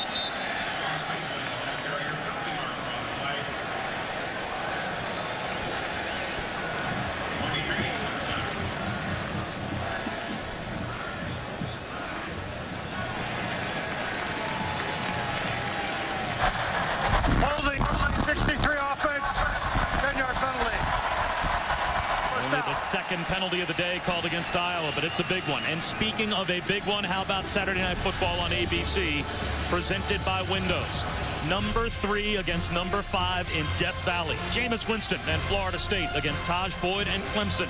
Saturday Night Football on ABC begins at 8 Eastern, 5 Pacific tonight. If there's a better collection of receivers on two teams on one field at the same time, I want to see them, because those two teams have 5 of the best receivers in college football.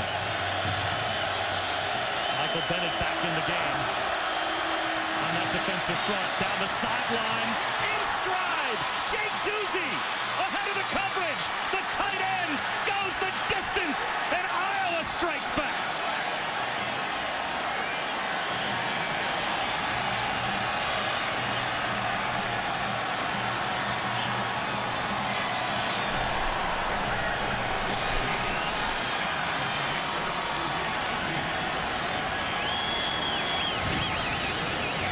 It's a two tight end formation, and it's the problem that Ohio State's had all day. Dealing with the tight end out of the backfield, recognizing and picking him up. Doozy in that tight end formation over there, two of them just snuck out around. Nobody picked him up, and he's behind him. And Armani Reeves was the player in coverage trying to track down Doozy. He's the sophomore that replaced Bradley Roby, who was ejected on the targeting penalty in the first half. Young player, watch what he does here. He's looking in the backfield, and Doozy runs right by him, doesn't pick him up. He's not picked up at all. And again, you go back to the ejection of Roby in the first quarter, and it turns out it hurts them here in the third quarter, late third quarter. Jake Doozy now has 5 catches for 116 yards. He came into today with 47 career yards receiving. The tight ends, I can't recall seeing anything quite like this, a transformation with a team that has gone almost exclusively to their tight ends, and they have just been working Ohio State today. 2 tight end sets, 3 tight end sets, and Ohio State has not been able to handle it. Jake Doozy with the touchdown on a play that was just that.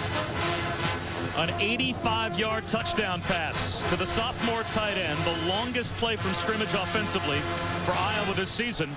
And instead of 4 yards and a cloud of dust for the Hawkeyes, it's the quick strike, and we're tied at 24.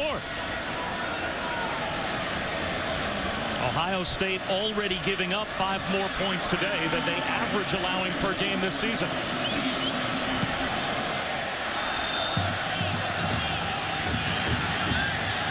Wilson will take a knee.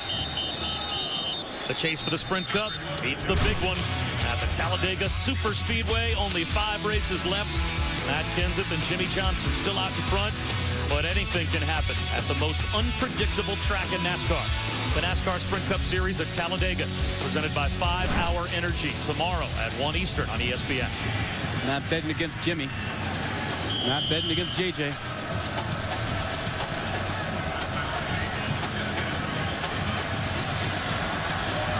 Braxton Miller in a 24-24 tie. He'll go to the air on first down. And he finds his tight end that's bobbled and dropped. Jeff Hireman turned to look upfield before he had complete control, and it's 2nd down and 10.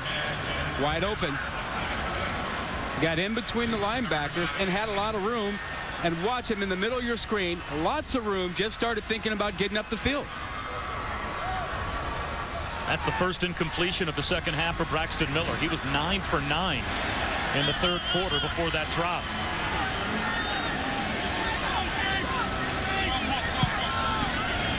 Louis Trinca-Passat has returned on the defensive line for Iowa. Carlos Hyde right up the middle. Met by Anthony Hitchens and Carl Davis. A gain of 5, but sets up a very big play here. 3rd down and 5 for Ohio State at their own 30. That offensive line for Ohio State has done a nice job. That right side, Marcus Hall and the like. Now on 3rd down, can they hold up? This is typically 3rd 5, 3rd 7. When you get pressure from Iowa, will that offensive line pick up the pressure should they bring it?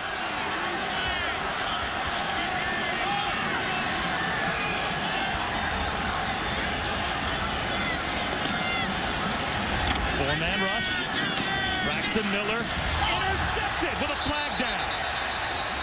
E.J. Lowry has the interception, but it looks as if that might be a penalty called against the corner for Iowa. He jumped the route, but the flag came out almost immediately.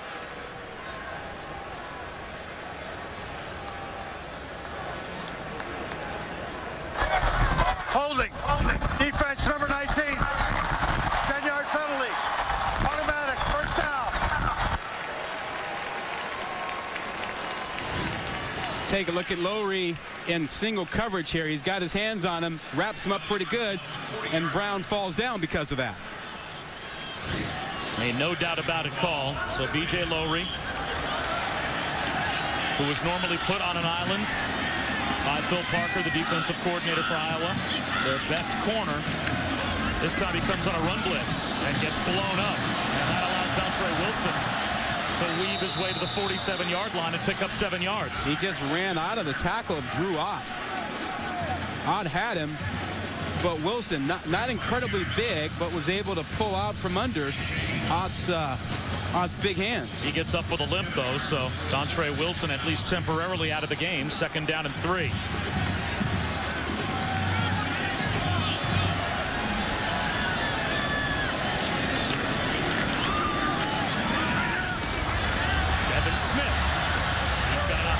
First down in plus territory. Desmond King tripped him up, but the Buckeyes move the chains again. They actually have the Iowa defense kind of on the ropes now. I mean, they're pitching it outside, pitching it inside, pounding them. Miller's running it. And that Iowa defense hasn't had a lot of time to be on the sideline and catch their breath. Tempo.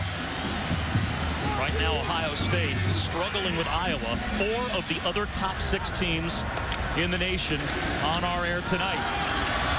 High, a 1-yard gain to the 47-yard line. Tanner Miller came up to make the tackle. That might take us to the end of the 3rd quarter. Let's see if Ohio State tries to go up tempo and get one more snap off before we go to the 4th. Down to 10 seconds to go in the 3rd. Braxton Miller trying to get his team set. Might get the play off. 2nd down and 9. One more play before the end of the 3rd. Braxton Miller with a bullet to the sideline and a flag down. Devin Smith made the catch. Did he push off? It looked that way from up here.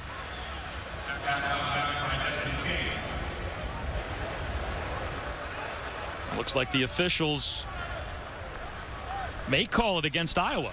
Holding, defense, that penalty's declined. Results in a play as the 1st down.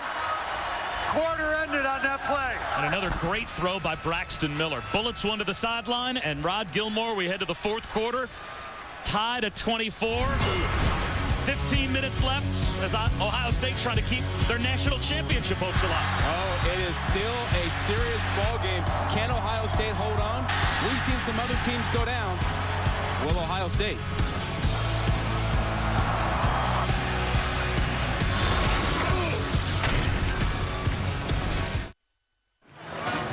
As we start the 4th quarter, Bob Wischusen, Rod Gilmore, and Quinn Kesnick bringing you Iowa taking on Ohio State. The Buckeyes number 4 in the nation on the eve of the first BCS standings being released. And the longest win streak in the nation at 18 in a row on the line. Urban Meyer has never lost as the head coach at Ohio State. His offense has been smoothly moving in the 2nd half. Here's Braxton Miller looking for the home run ball for Brown. Missed him. He had him. He had him. He just missed him. But you talked about this offense finding its rhythm. Take a look at this. I mean, they had 25 plays in the 1st half, 31 in the 3rd quarter, and that helped the defense stay off the field. So starting to get that rhythm for Ohio State. 2nd down and 10.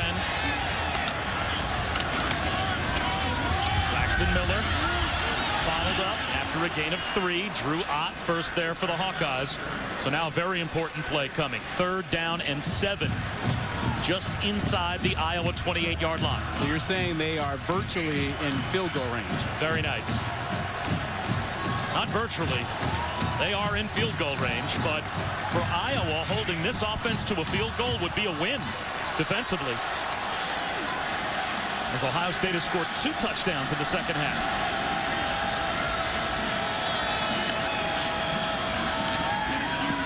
Braxton Miller, well protected. Buying himself even more time. Look at him extend the play, and he's got room to run. And blockers out in front. A picket fence. Can he get to the sideline? And it looks like he's got the 1st down and does. What a play by Braxton. he think he is? Johnny Football or something? I mean, as he rolls right, nothing's open. There's double coverage on the outside receivers, and the tight end isn't free. And so he comes back around. Everybody's been blocked off.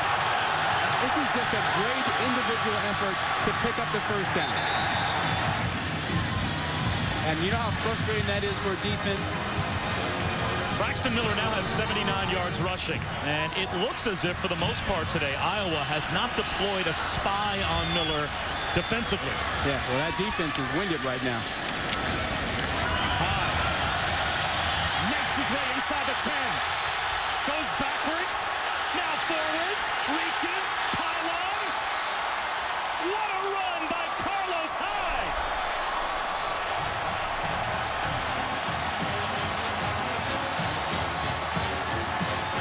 How did he stay on his feet?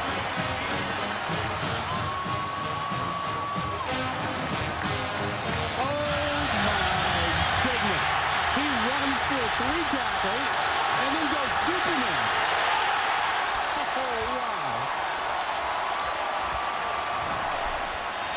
Carlos Hyde took the game over at Northwestern 2 weeks ago. Now he's got 2 touchdowns in the second half against Iowa.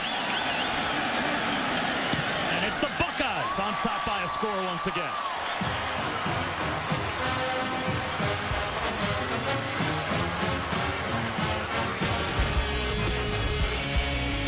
That was some kind of run by Carlos Hyde, and number 4's got the lead back. You're watching ESPN College Football on ABC, presented by Kay Jewelers. Carlos Hyde and Braxton Miller. What a combination, especially in the open field. Hyde now with 98 yards and 2 touchdowns, both of his touchdowns in the second half. And Braxton Miller has thrown for 210 and run for 79. And Ohio State, unstoppable on offense in the second half so far, has the lead back 31-24. Speed.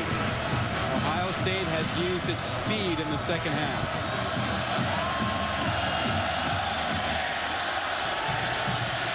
Jordan Cotton from the 1.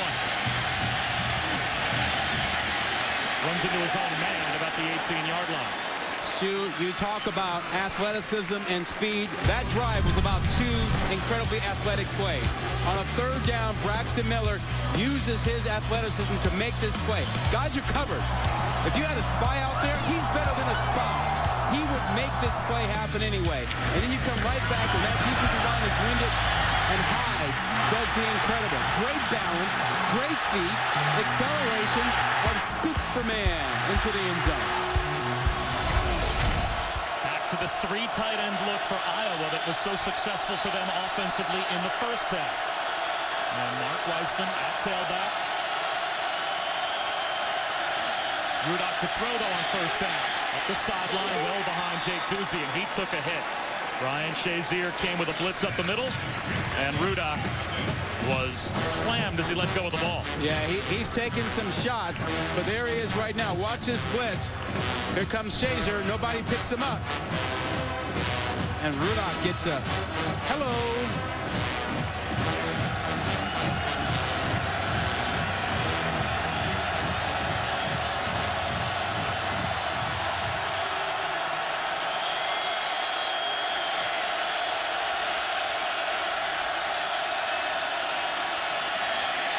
Rudock finds Ducey. He's got a 1st down and more.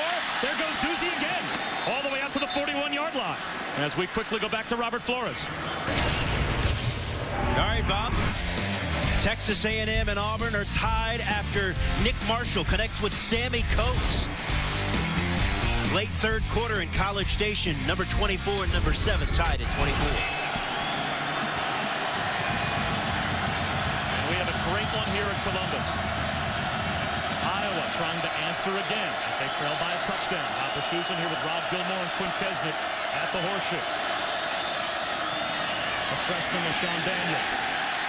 And that might be the first negative rushing play of the day for Iowa. Well, Ohio State caught on to that formation. 2 tight ends into the short field. And where they were formerly outnumbered, they adjusted. Michael Bennett and Joel Hale combined on the tackle for loss. The sun peeks through for the first time today. Second down and long.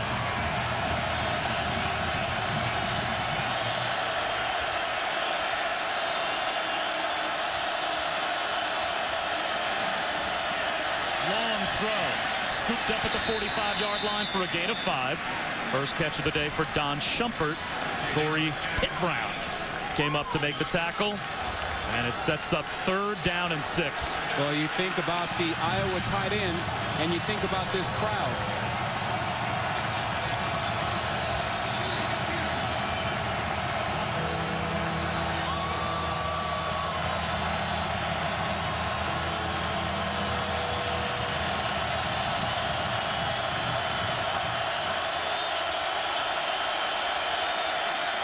Only a 3-man rush. Rudock should have been intercepted. He threw it right to Duran Grant, and Grant might have had a pick 6 if he held on. Instead, Iowa will get to punt the ball away, but they almost got scored on by the Ohio State defense. Might have. This was definitely a pick 6. Grant jumps it. Ball's thrown in between 2 receivers, and Grant holds on to that. He's dancing in the end zone.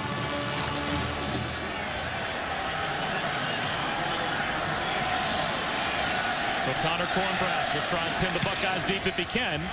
A wobbly kick, fair catch, was called for, but it takes a sideways hop and an Ohio State hop at that. So Cornbrath does not change field position. And Urban Meyer's team with an 18-game win streak on the line. The nation's longest win streak has ridden the roller coaster today. But his team's got a 7-point lead and the football here at home. Ball presented by Kay Jewelers. Kay Jewelers, the #1 jewelry store in America. Every kiss begins with Kay. And Safeco Insurance. Find a local agent at safeco.com. Do more.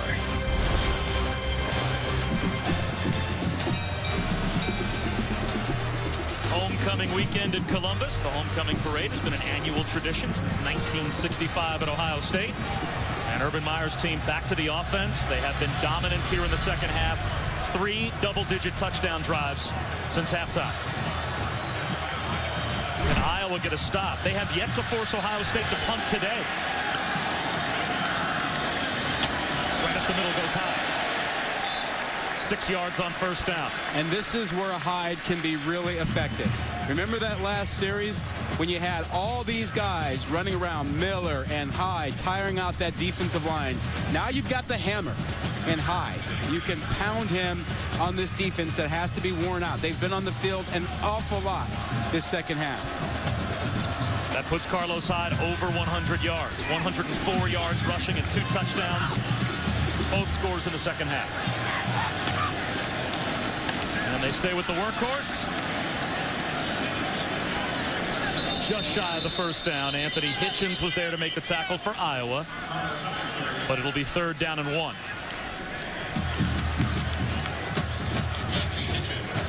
A complete reversal in terms of offensive plays run in the second half by the Buckeyes. And that's what's helped the entire Ohio State team. The defense has benefited from that offense coming alive as well, controlling the ball.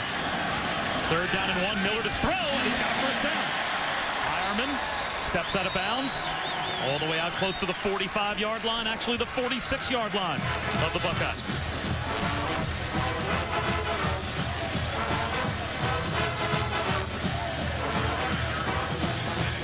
This is still Hyde's time. 4th quarter, your big 235-pound back.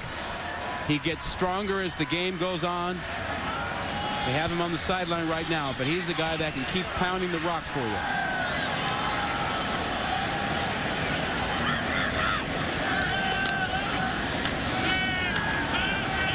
Swings one, wide open Jordan Hall. But he has stood up a gain of about a yard. John Loudermilk was there to make the tackle. They'll give him forward progress for a gain of 2 as we take a look at today's good hands play brought to you by Allstate. Well, nothing like Hyde making this play, making some guys miss, keeping his balance, hanging on to the football, diving into the end zone. That's a fantastic play.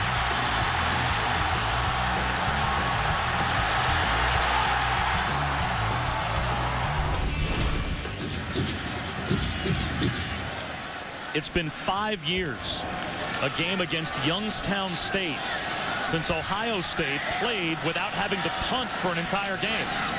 They haven't punted yet today. There's Braxton Miller, bottled up, no gain on second down. Well, here is Iowa's chance. As we're under 9 minutes to go, they trail by a touchdown. If they can finally get a stop on third down and force Ohio State to punt it away. Well, Hyde has had his rest now, so he comes back on the field. He and Miller have been critical on third down plays. Perfect so far in the second half for the Buckeyes. 5 for 5 on third down.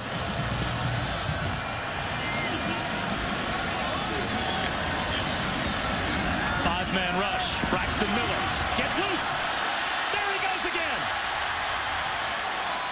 Just when the Hawkeyes think they've bottled up Braxton Miller, Louis Trinket-Passat can't make the tackle. And as a former defensive player, I can tell you this is so demoralizing. You get them to third and long, you make good plays down the field, you have good coverage, and then you look up and see the quarterback running to pick up the first down. That is so demoralizing for defense. Braxton Miller now with 91 yards rushing, and that lack of a spy by the Iowa defense, trust me, again hurts them. He'd beat the spy. There's no spy that's as athletic as he is. Carlos Hyde turns the corner, gets a block. There he goes. All the way down to the 11.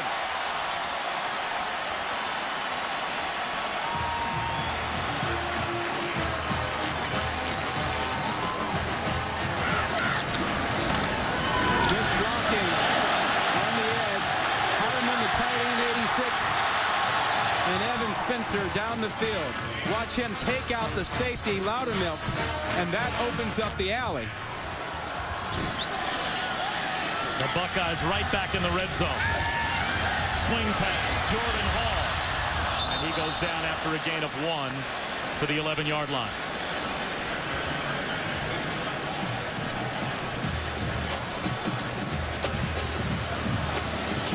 Iowa can't give up a touchdown here. They don't strike quickly enough to give up a 2-touchdown lead this late.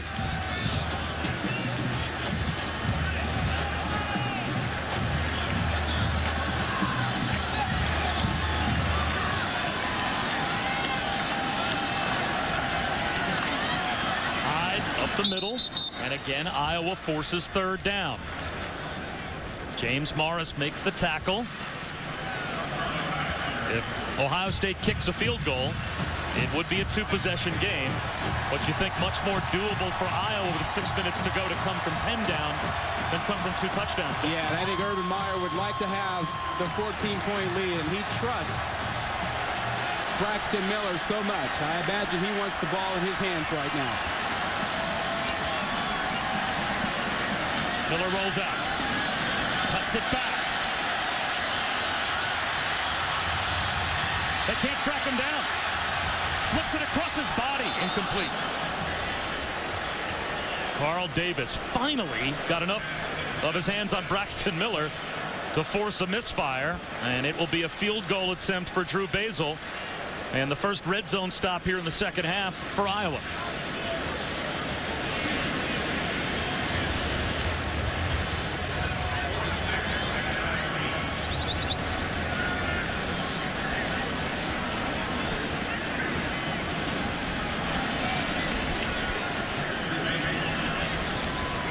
Only a 25-yard attempt for Drew Basil, who is 6 for 6 so far this season. Made his only attempt in the first half out of the hold of Kenny Guyton. Guyton spots it, and Basil is 2 for 2, and it's a 2-possession lead for Ohio State with 5:50 to go. Braxton Miller has been flawless in the second half. Guyton just about muffed the snap, but was able to get the placement down for Drew Basil. And it's a 2-possession lead for Ohio State. Kenny Guyton, the backup quarterback, who threw 13 touchdowns against only 2 interceptions in the 3 games that he was in place of Braxton Miller when Miller went down with the knee sprain in week 2. And he is such an incredible leader As a senior and a backup quarterback, he received the third most votes on the team to be a captain in spite of never having started for Ohio State. Urban Meyer wants to hire him as a coach. Yeah, he is so impressed with him. He's trying to convince him that that's his future as a coach. Well, it's time now to take a look at our Pacific Life game summary. And Urban Meyer knows how much fun it is to coach a quarterback when the quarterback can hurt you in so many ways. Well, two things in the second half. Braxton Miller and Carlos Hyde. Miller made play after play, extending plays, picking up key first downs on third and long situations. And then Hyde became the bulldozer, getting into the end zone on one touchdown. And then the run of the day. Hey, he ran through 3 tackles, lost his balance, regained it, dives into the end zone. He's had a phenomenal second half. Those two superstars came to life for Ohio State exactly when they needed it. Does this take Iowa out of their offensive game plan as well? Down 2 scores with 5:50 to go. They have 3 timeouts, but now they're in a spread look. And Rudock will throw. Under pressure. Hit as he throws, and it's incomplete. Yeah, this is not the comfort zone for the Hawkeyes. No, I don't know that they can win on the outside with their guys. They aren't good enough, quick enough, fast enough to win like this. You need 2 scores. You got to get the first score. So even if you have to be methodical to go down and get it, you got to go get that first score any way you can. Because you're no good to do something you're uncomfortable with and get nothing out of it. Draw play on 2nd and 10. And it's a gain of about 6 for Damon Bullock. They still need to get their tight ends back involved, pick up first downs, the kind of thing we saw them do in the first half. Move the chains. Maybe this drive takes you 3 minutes to get a touchdown if you do it that way, or a field goal, but you have to get the first score if you're Iowa. They have to get a first down just to keep it alive. Rudock has a first down connection. Out to the 37-yard line. Tavon Smith makes the catch. And just for the moment, that stops the clock with 5:10 to go.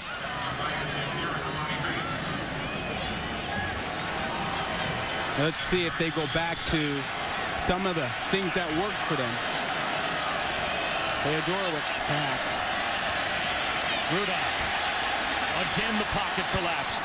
As we go back to Robert Flores.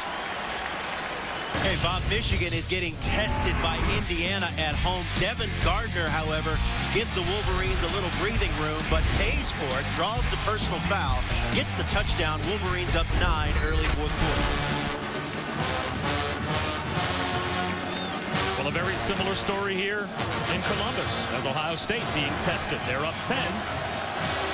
Under 5 minutes to go. Rudock. Don Shumpert makes the catch, 4 yards shy of the first down, and that will keep the clock rolling as Armani Reeves came up to make the tackle, and it forces Iowa into another 3rd down and 4. Well, 3rd down, 4th down, whatever it takes if you're Iowa, 2 downs to get it.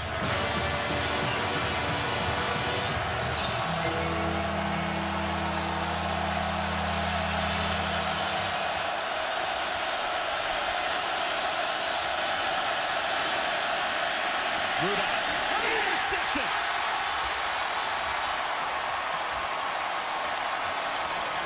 The freshman Tyvis Powell comes up with the pick. The first turnover of the day. Might salt it away for Ohio State. He forced one, Rudock did. The only mistake he's really made today, and Ohio State coming up with a big defensive play. It's not easy to win every week. You just have to survive. This is ESPN College Football on ABC, presented by Kay Jewelers.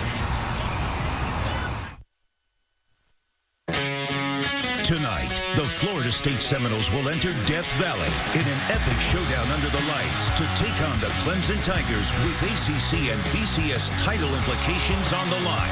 Florida State, Clemson, tonight, 8 Eastern on ABC.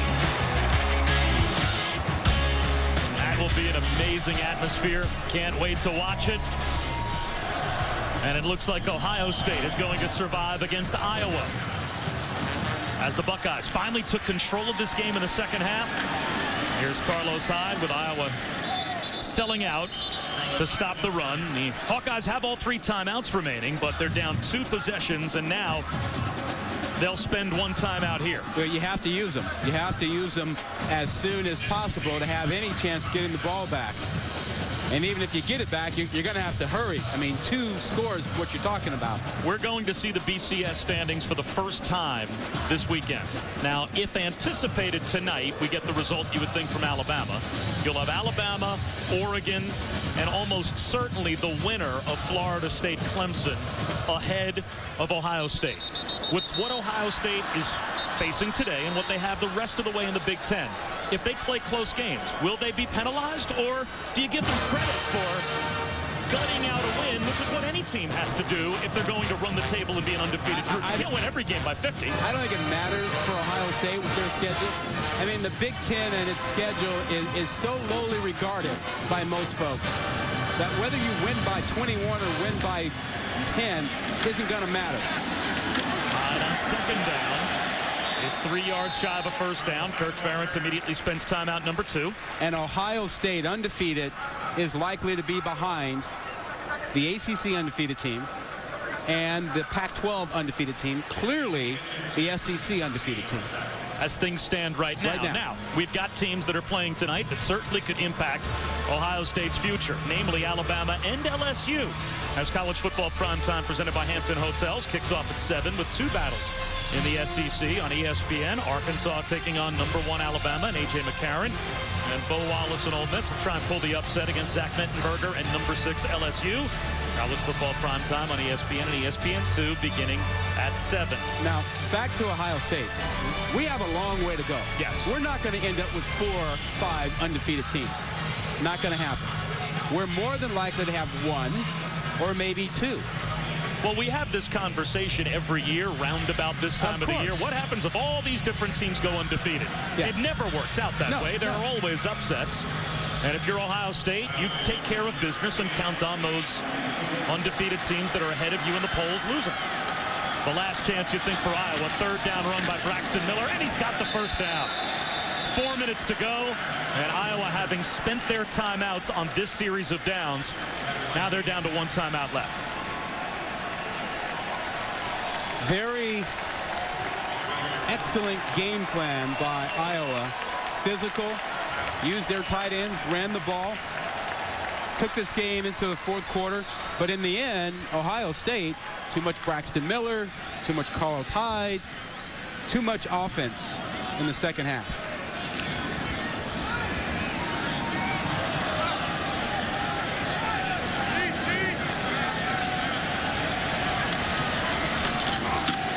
Carlos Hyde working hard for 3 more yards up the middle. And now Kirk Ferentz will let the clock wind down and most likely save his timeout to be called maybe after this play or after the 3rd down play. But having spent his 2 timeouts on 1st and 2nd down to begin this drive, you can't give up the 3rd down conversion. What did Urban Meyer tell us and tell Quint about surviving March Madness? How tough that is, and that he has March Madness every week.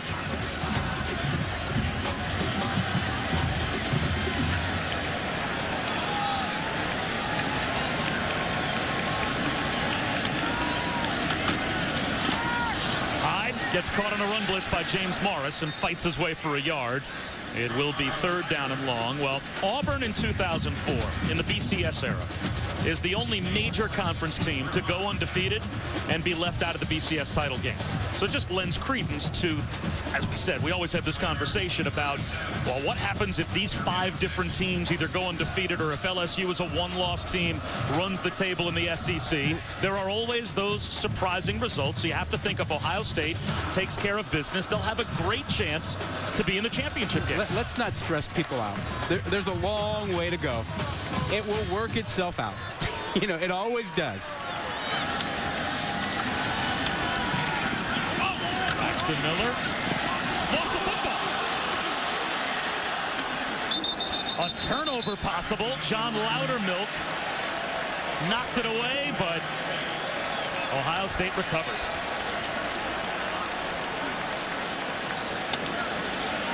For those of you that are just joining us, the reason that there is an anxious look on the face of Urban Meyer is because with his team just trying to run out the clock, Braxton Miller just coughed the football up. Yeah, it looked like he got it kicked out of his arm from behind. And remember, Miller put the ball on the ground a couple times in their last ball game against Northwestern, and that was a point of emphasis for him to protect the football. And now he can smile, as with his team up by 10. And now the officials are going to have to stop the clock, at least just for the moment. Now they're just going to reset the play clock.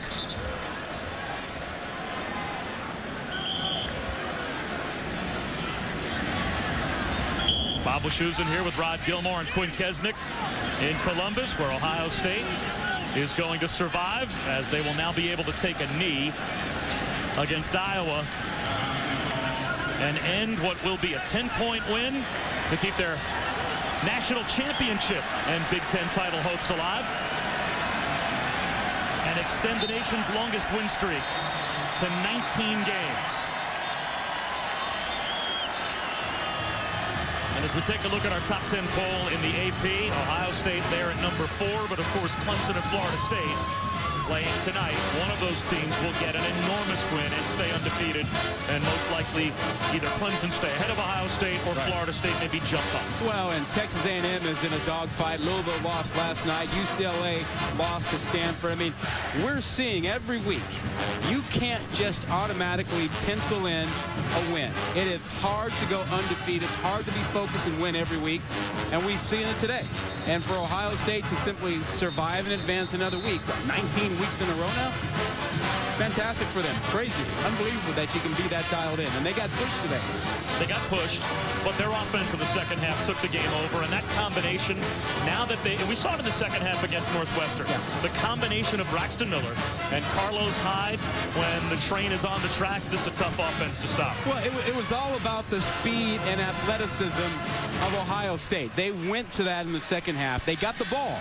In the first half, they only had 25 plays. But they had the ball in the second half, and they used their speed. They attacked the edges, and then after they got tired of doing that, they brought Hyde in to just pound them inside.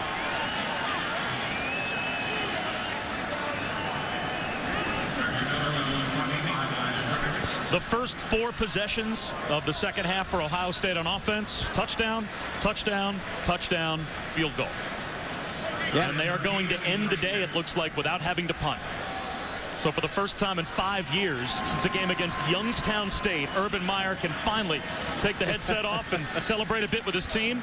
They will be punt-free and will survive a strong test from Iowa, the physical game that Urban Meyer predicted. Kirk Ferentz's team fought valiantly, but the Buckeyes keep the nation's longest win streak alive and extend it to 19 in a row. Ohio State fans can thank Braxton Miller for the incredible second half that he had. Let's head down to Quinn. Good luck. What was the turning point at halftime, Coach? What's that? What was the turning point at halftime? Turning point at halftime, I don't know. I just think we played better on the defensive line and offensive line. I think we ran the ball for 275 against an excellent rushing defense. So I think the turn was when we started blocking them better up front and getting off blocks on defense. How do you best describe Braxton's ability to improvise? Yeah, he's good. You know, they started playing man underneath coverage on us, and that's pretty good pass defense, but you don't have a man for the quarterback. So he did a pretty good job getting the first downs for us. You told us March Madness in October, survive and advance. What's your reaction? Yeah, I'm good. We got a big one next week, but we're going to enjoy this win, and it's one right after the other. One down. Thanks. Penn State next week. Congratulations. All right, Quint, congratulations, certainly in order. A terrific effort in the second half by Ohio State, as they have now won 19 in a row. They remain undefeated at 7-0 in the 4th spot in the polls. 34-24 the final here at the Horseshoe. Ohio State wins it over Iowa. Let's go back to the studio for our post-game report.